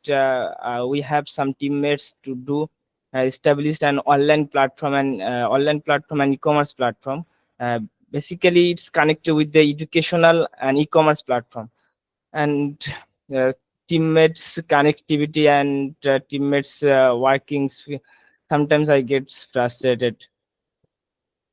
Okay, so you're trying to say maybe the team which you are already into, like the who all are working with the application or something which keeps you on the track of research and all, is not doing their work properly, is it? They're not up to the mark, whatever you want them to do it. Actually, sometimes I think that they are not very qualified, and what I want to do in futures, but the thinking sometimes conflict with them. Okay. So how about you try finding out the other peers who share the same interest like you? Is it possible? I don't understand the sentence, please. Okay, so is there any possibility wherein you can find your batchmates or your friends in the same field which you want to do it in terms of research and start working on it? Is it possible? Actually, we are 4 batchmates going to our professors and share with the problems, and he get interested to do work with us, but this is not confirmations from the professors. We have to continue with the professors by some meetings and other thinkings. You know the situations in Bangladesh. ওকে, আমি যেটা বুঝতে পারছি যে আপনার টিমের মানে এখন সিচুয়েশনের কারণে কনফার্মেশনটা প্রপারলি আসছে না, দ্যাটস ওয়াই আপনি একটু ফ্রাস্ট্রেটেড হয়ে গিয়েছেন। এটাই কি রিজন, মানে সিচুয়েশনের কারণে স্ট্রেস হয়ে গেছে? অ্যাকচুয়ালি মানে সিচুয়েশনটা হচ্ছে যে আমরা সবাই মিলে হচ্ছে এখানে আমি রাজশাহী ইউনিভার্সিটিতে পড়াশোনা করি, আপনি হয়তো জানেন, বাংলাদেশি আপনি। রাজশাহী ইউনিভার্সিটিতে পড়াশোনা করি। এখানে রাজশাহীতে হচ্ছে ঢাকার তুলনায় একটু আমরা পিছনে আছি বিভিন্ন দিক থেকে, যেহেতু অনলাইন প্ল্যাটফর্ম এস্টাবলিশ করতে চাচ্ছি আমরা। তো সেক্ষেত্রে আসলে অনেক ধরনের সমস্যার সম্মুখীন হতে হয়, এবং রাজশাহীতে দেখা যাচ্ছে যে লোকালিজম অনেকটা বেশি, যার ফলে আসলে কাজগুলো অনেক ধীর গতির এবং খুবই ধীরে ধীরে আগাচ্ছে। এবং আমার যে টিমমেট আছে তারা আসলে খুব একটা যে কোয়ালিফাইড এমনটাও না। এবং হচ্ছে আমার এডুকেশনাল যে ব্যাকগ্রাউন্ড সেটা হচ্ছে ম্যাটেরিয়াল সায়েন্স। আমি যখন প্রথমে ভর্তি হই রাজশাহী ইউনিভার্সিটিতে, আমি চিন্তা করছিলাম যে আমি রিসার্চ করব এবং আবার অনলাইনে অনেক ইন্টারেস্টেড। তো দুই দিক থেকে খুবই আসলে কনফ্লিক্ট একটা বিষয়। আরেকটা বিষয় হচ্ছে যে আমার যে প্রফেসর, অলরেডি হচ্ছে আমার ব্যাচমেট সহ আসলে প্রফেসরের কাছে গিয়েছি এবং তারা অনেকটা ইন্টারেস্টেড, বাট ওই যে সিচুয়েশন যে আমি এটা কন্টিনিউ করব না হচ্ছে ওটার সাথে কন্টিনিউ করব, যার কারণে মেন্টাল প্রেশারটা আসলে একটু বেশি। Okay, so he is trying to say that because of the situation, I got it, he's Makhija. actually having. Sorry to interrupt. So can I say something like, do you have some of the professors in your university to whom you can just have a meeting and just discuss all these things, that how I can proceed with the situation, with my concerns and all? Forget about your faculty teachers and all. Anybody from your university whom you can trust, like who there should be someone in your life as a mentor probably, do you have any mentor in terms of education whom you can go and discuss and check and about all these things? Is it possible? I have some elder brothers and sisters, but there is no teachers. No. From your university. Someone uh, from your university whom you elder can brothers, think that, okay, elder brothers, immediate senior or the senior brother. no, the professors. Anyone No, professors if you can approach? no, I can't. You can't. There's no option as such. No. Someone from other university as a teacher whom you know or your friends knows or anybody knows, you can go and just discuss with them. Possible? No. Okay, so probably which year are you into right now? Which is the year for you in your studies? Third year. Third year. And then this is the final year, right? No. Fourth year is the final year. Okay, so can you wait for some time and then reach to your teachers, to your professors? After a month or so, wait for some time. The situation will get a little better, right? And then you can approach them and see how it goes. Because many of the time, what happens if we keep on pressurizing someone, keep on running behind someone, if you know things are not happening, then maybe you need to give a pause for some time, not a long pause, and then you can reach to the teachers or to the friends and check with them. Yes, Possible? yes, I can do it with taking times. Correct. Okay. Thank you. Okay, so we will take quick questions because we have only 14 minutes left. So Zaki Imtiaz Hussain, आपने question to Yeah, sure. Hi guys, how are you? So my question is, I feel like 24 hours in a day is not enough for me. Because I get up at 5 and I start working, and like I have meetings. Then I'm a father, so constantly worried about my kid. He's only 1 year old. So when I'm at work, I start work at 8. I get to office, then I get back from office at 6. I'm with my kid, and now I'm with you guys. All right. So I don't go to bed till like 1. I'm almost getting like 4 hours of sleep.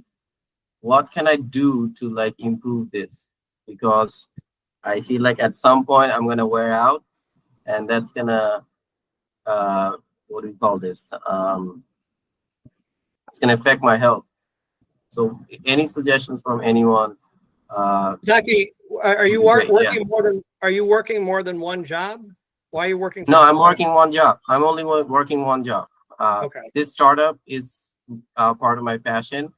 And also I do this after work. But yeah, when you have a 1 year old, you're constantly thinking, oh my God, is he gonna cut his hand? Is he gonna do this? Is he gonna do that? So I'm also worried about that, you know? So how do I manage my 24 hours a day and have a better lifestyle? Yeah, you just identified something in your life which is a double-edged sword. Your startup is your passion. It's something you're passionate about, which is great. I mean, that's the perfect world scenario to find a career that you're passionate about. But the other side of the sword is that it's taking so much of your time, which maybe if you were just a one-man act, that would be fine. But you have your 1 year. Is it a son or a daughter? Your child? It's a son. Son. So if you have a 1-year-old son, which of course is an even higher priority. So how do you strike this balance? Without knowing more about your resources, you know, who else is watching? Do you have a spouse that's helping? Yeah, I have or a spouse. She's also Okay. working. Plus, my parents are here. They're helping out. But when I'm home, he wants to come to me. He's like with me, and he doesn't want to go anywhere else. I'm sure you guys know that. Like when you're with him, like you don't want to let him go. He's gonna sit on your lap and you on your laptop, or like whatever you're doing. He doesn't want to get off. But you gotta work. Yeah. So this is a tough one. There might not be any easy answers, but what I would encourage you to do is take a real hard look at how your schedule, your work schedule, and is there a way you can prioritize some activities over others? take a real critical look, because sometimes we get so caught up in the day-to-day activities of our passion or you know, our careers, that we're not aware of how much time we're spending on certain activities that maybe could be delegated to other people, maybe could be done at a different time when your son is asleep or something. But see if there's any dead weight there in your schedule. If there's an hour here or an hour there any given day that you can scale back so that you can have that time to dedicate to your son. You're right. You're giving yourself a 5-hour window to sleep, and that's not sustainable. I'm afraid to tell you, you will have some problems later on. So you're going to have to make some tough choices here in terms of looking at your schedule and where there's any dead weight you can reallocate, cut back on, and so on. You got to get a little more sleep. And I hear what you're saying. You're very concerned about quality time with your son. So, you know, if we were working together, we'd maybe take a look at your schedule. Something that I encourage clients to do is keep a calendar of all their activities for a couple of weeks. Just monitor it for a couple of weeks. I do. My calendar is crazy. It's crazy. Okay. What you want to do, go back to that calendar. Like let's maybe look at it, the calendar for the last 2 weeks, and give each item on the calendar a score on a scale of 1 to 10. 10 being that this was extremely productive. This was well worth my time. This was a necessary thing for my business. 1 being, wow, that was a complete waste of time. And then also maybe for other activities, maybe this doesn't apply to you because you're working all the time, but you know, something that was it enjoyable. So let's say you have some downtime. How are you spending that downtime? Well, I played a video game for half an hour. You're probably not doing this, but you give that a rating. Yeah, on a scale from 1 to 10, that was good. That was good downtime because it really de-stressed me. I really felt good doing that. So I'm going to give this an 8. And then if you do this for 2 weeks, now you have data you can analyze. You can go back, look at your schedule from the last 2 weeks, how you spent all your time, and you're going to see where's the low-hanging fruit here.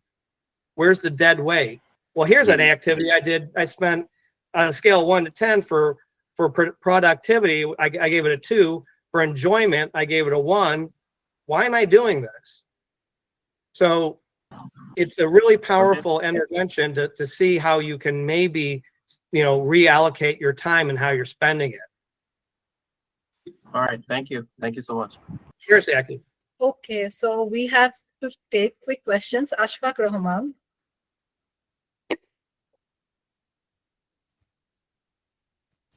ওকে আশফাক রহমান আপনি মনে হয় শুনতে পাচ্ছেন না SH sub okay is here hello আসসালামু আলাইকুম question আছে জি hello আসসালামু আলাইকুম আমি আমার ছেলের আইডি থেকে করেছি যার জন্য আমার নাম হচ্ছে ইতি রহমান আমি একজন প্রফেশনাল শেফ তো আমি হচ্ছে আমার একটু প্রবলেম শেয়ার করতে চাচ্ছি যে আমি শেফ আমি স্মার্ট বাংলাদেশ থেকে যে ট্রেনিংটা নিয়েছিলাম দেন হচ্ছে ই কমার্স এবং ইএফ কমার্সের যে বিজনেসটা করছি মানে আমাদের দেশের পরিস্থিতির কারণে মেবি 2-3 মাস ধরে আমাদের ইএফ কমার্সের বিজনেসের খুবই বেহাল অবস্থা তো আমি আমার কয়েকটা প্রোডাক্ট নিয়ে যে আমি কাজগুলো করছিলাম আমি একটু শেয়ার করি হচ্ছে আমার প্রোডাক্টগুলি ছিল চিকেনের উপরে যেমন হচ্ছে আমি একটা নতুন আইটেম করেছিলাম স্কিন চিপস সেটা নিয়ে আমি স্লাইড করেছিলাম বা এটা আমি কিছু করেছিলাম দেন হচ্ছে এটার জন্য আমার কিছু অ্যামাউন্ট দরকার ছিল যেটার জন্য আমার বিজনেসে যতটুকু পরিমাণ অ্যাবিলিটি আছে বিজনেস ডকুমেন্টসের জন্য আমি করেছি দেন হচ্ছে ওটা নিয়ে আমি যখন কোনো ব্যাংকে গিয়েছি বা কোনো সংস্থার কাছে গিয়েছি আমি ওইখান থেকে কোনো রকমের কোনো রেসপন্স পাচ্ছি না দেন হচ্ছে আমি আমার বিজনেসটাকে কোনোভাবেই আগায় নিয়ে যেতে পারতেছি না তো এই ক্ষেত্রে আমি মানে খুব হেজিটেশনের মধ্যে আছি যে আমি কি এখন বিজনেসটা কন্টিনিউ করব নাকি যেহেতু আমি একজন প্রফেশনাল শেফ সেক্ষেত্রে আমি কোনো জবের দিকে যাব আমার প্রবলেমটা হচ্ছে আমি যেই প্রবলেম আছি এটা আমি শেয়ার করতে চাচ্ছিলাম। হ্যাঁ, আসলে এই প্রবলেমটা অ্যাকচুয়ালি আপনার ক্যারিয়ার রিলেটেড। সো আপনার জন্য কোনটা বেটার হয় সেটা অ্যাকচুয়ালি আপনি নিজে একটু চিন্তা করে দেখতে পারেন। একটা হচ্ছে ক্যারিয়ার রিলেটেড বা বিজনেস রিলেটেড যদি হয়, তাহলে আই উড সাজেস্ট আপনি আমাদের যে এক্সেলারেটিং বাংলাদেশ টিম আছে ওখান থেকে কথা বলতে পারেন। আর আমি তাও আপনার যে প্রবলেমটা আমি তাও শেয়ার করছি ইংলিশে আমাদের কাউন্সিলরদের সাথে। Thank you. So Aparna and Erik, if anyone wants to answer. So she is having some issues regarding her business. So she started a business before the situation on July. So after that, she is unable to continue few products for selling purpose. So she is actually quite hesitated and also a bit stressed out at the moment. So she wants to know. So she's kind of confused at the moment that will she do the job or the business. So I have suggested for business purpose she can contact with Accelerating Bangladesh team, and regarding the stress issue, I think you guys can help her. Yeah, Makhija, I mean, you rightly pointed out regarding her business, maybe she can get in touch with the colleagues, with the known people who are already into same business. So she'll be able to identify much better whether she wants to be on the track or she wants to join a full-time job. It's up to her. But again, you need to understand your own motivation also. What exactly do you want to do it? Situation will never remain the same. It will change. It will get deteriorated. That's not the case. I mean, it's not consistent. The situation will be worse. Situation will be better. You have to understand what exactly do you want to do it. What is your inner self is telling you to do it. Do you think I can sustain in this business and I can run even though if there is ups and down, I can still be into it. I can still do it. If you think you stay in it and just be in the process. But if you think, no, I don't want to do it, there are many losses, the situation is this, that, then it's up to you to find a job. But you need to check within your own emotions, what do I want to do with this business? Do I want to stay in it or I don't want to stay in it? বুঝতে পেরেছেন আপু? উনি যেটা বলতে চাচ্ছিল যে at the end of the day decision কিন্তু আপনার নিজেরই নিতে হবে যে আপনি বিজনেসটাকে রিস্ক নিয়ে করতে চান নাকি আপনি জবে যেতে চান, নাকি দুটাই আপনি চাইলে করতে পারেন, কারণ সিচুয়েশন কিন্তু টেম্পোরারি। ঠিক আছে? সো এই সিচুয়েশনটা কিন্তু জি ম্যাম, আমি যেটা করতে চাচ্ছি, আমি বিজনেসটাকে এস্টাবলিশ করতে চাচ্ছি। আমার বিজনেস নিয়ে আমার মেন ফোকাস।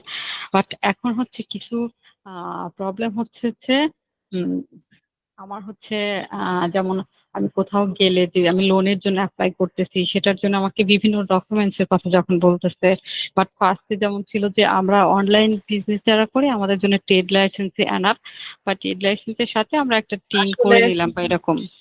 তাই আসলে এখন এই ধরনের বুঝতে পেরেছি, বাট এই ধরনের ইস্যুগুলো অ্যাকচুয়ালি আপনার উনি যেটা সাজেস্ট করেছে, যেহেতু এটা বিজনেস রিলেটেড, আমার মনে হয় আমাদের এক্সেলারেটিং বাংলাদেশে সেম সর্ট অফ বিজনেস অনেকে করে থাকে।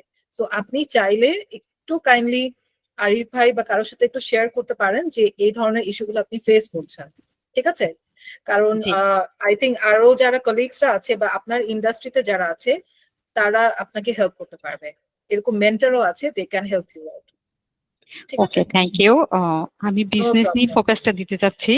ওকে, থ্যাংক ইউ ম্যাম। আমার মানে গাইডিং করে দিয়ে ম্যামদেরকে শেয়ার করার জন্য। Okay, thank you. No problem.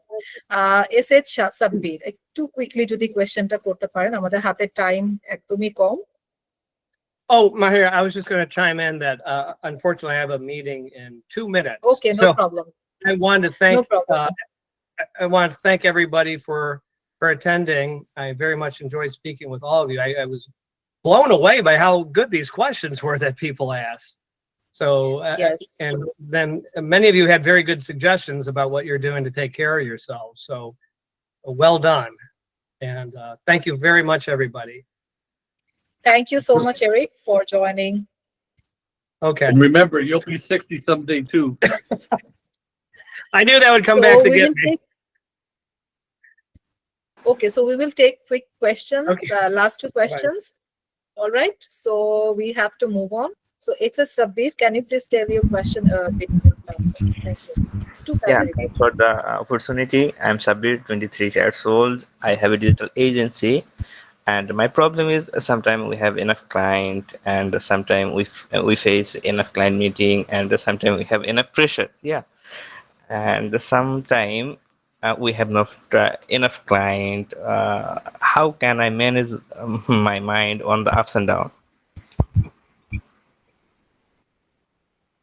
See, if you're into business, then this will happen. Some days will be good days, some days will be not good days, you know.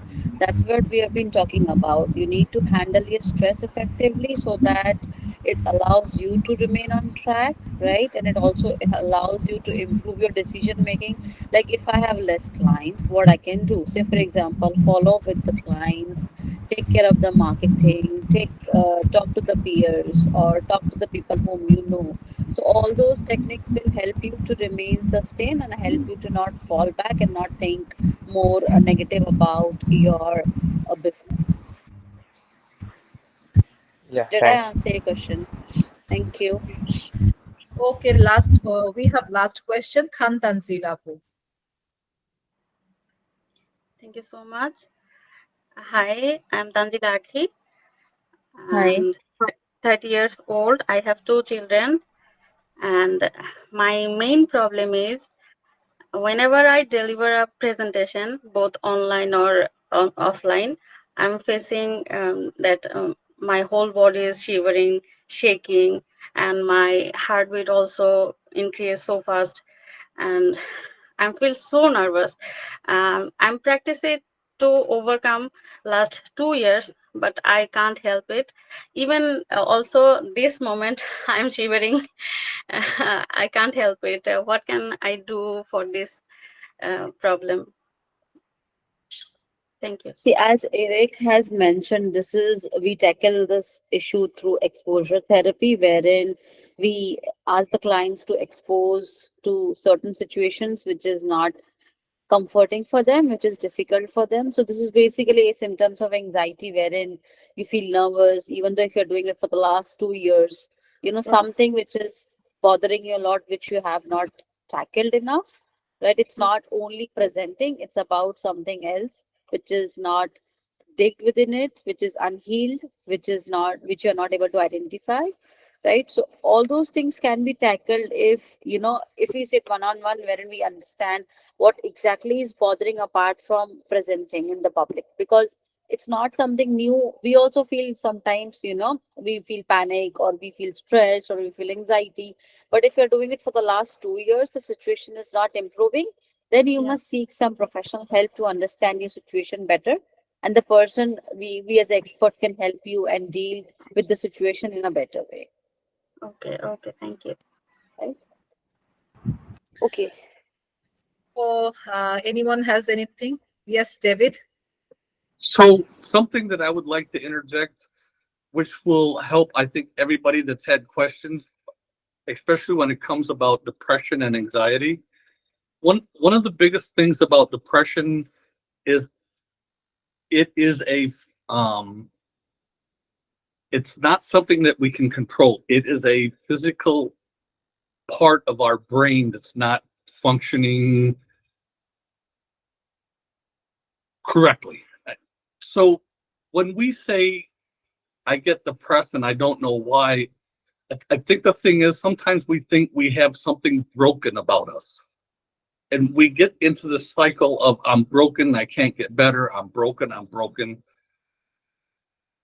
We need to understand that depression is something that's going on within ourselves that we can't fix on our own.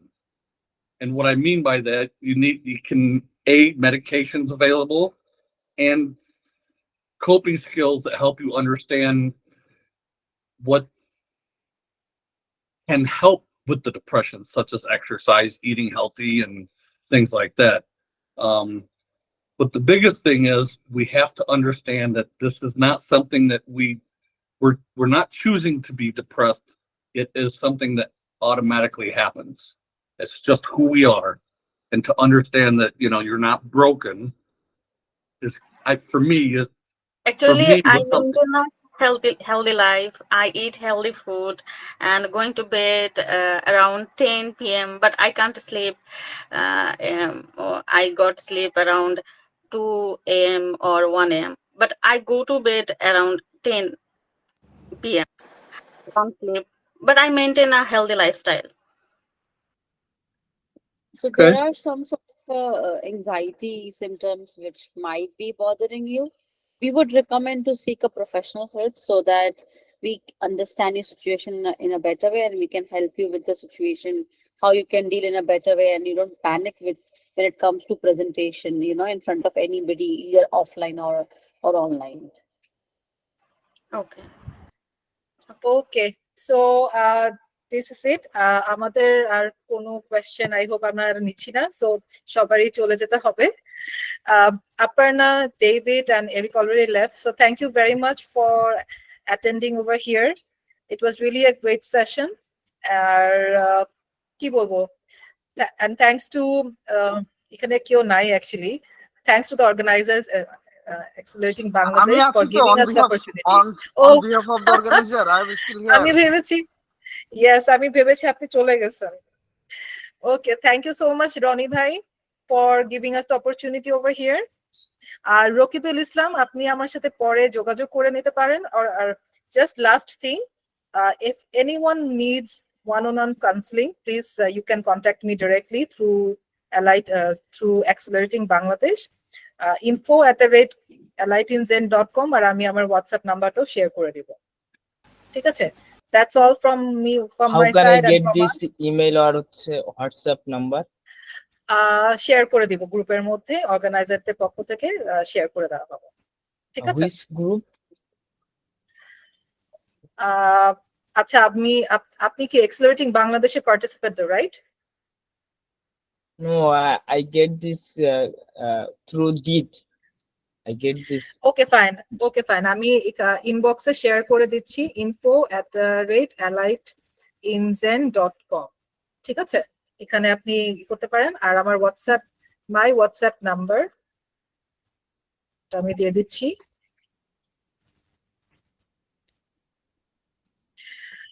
All right. So thank you so much. Over to you, Ronnie bhai. Great job, everybody. Thank you so much. Thank you. Thank you so much. Thank you.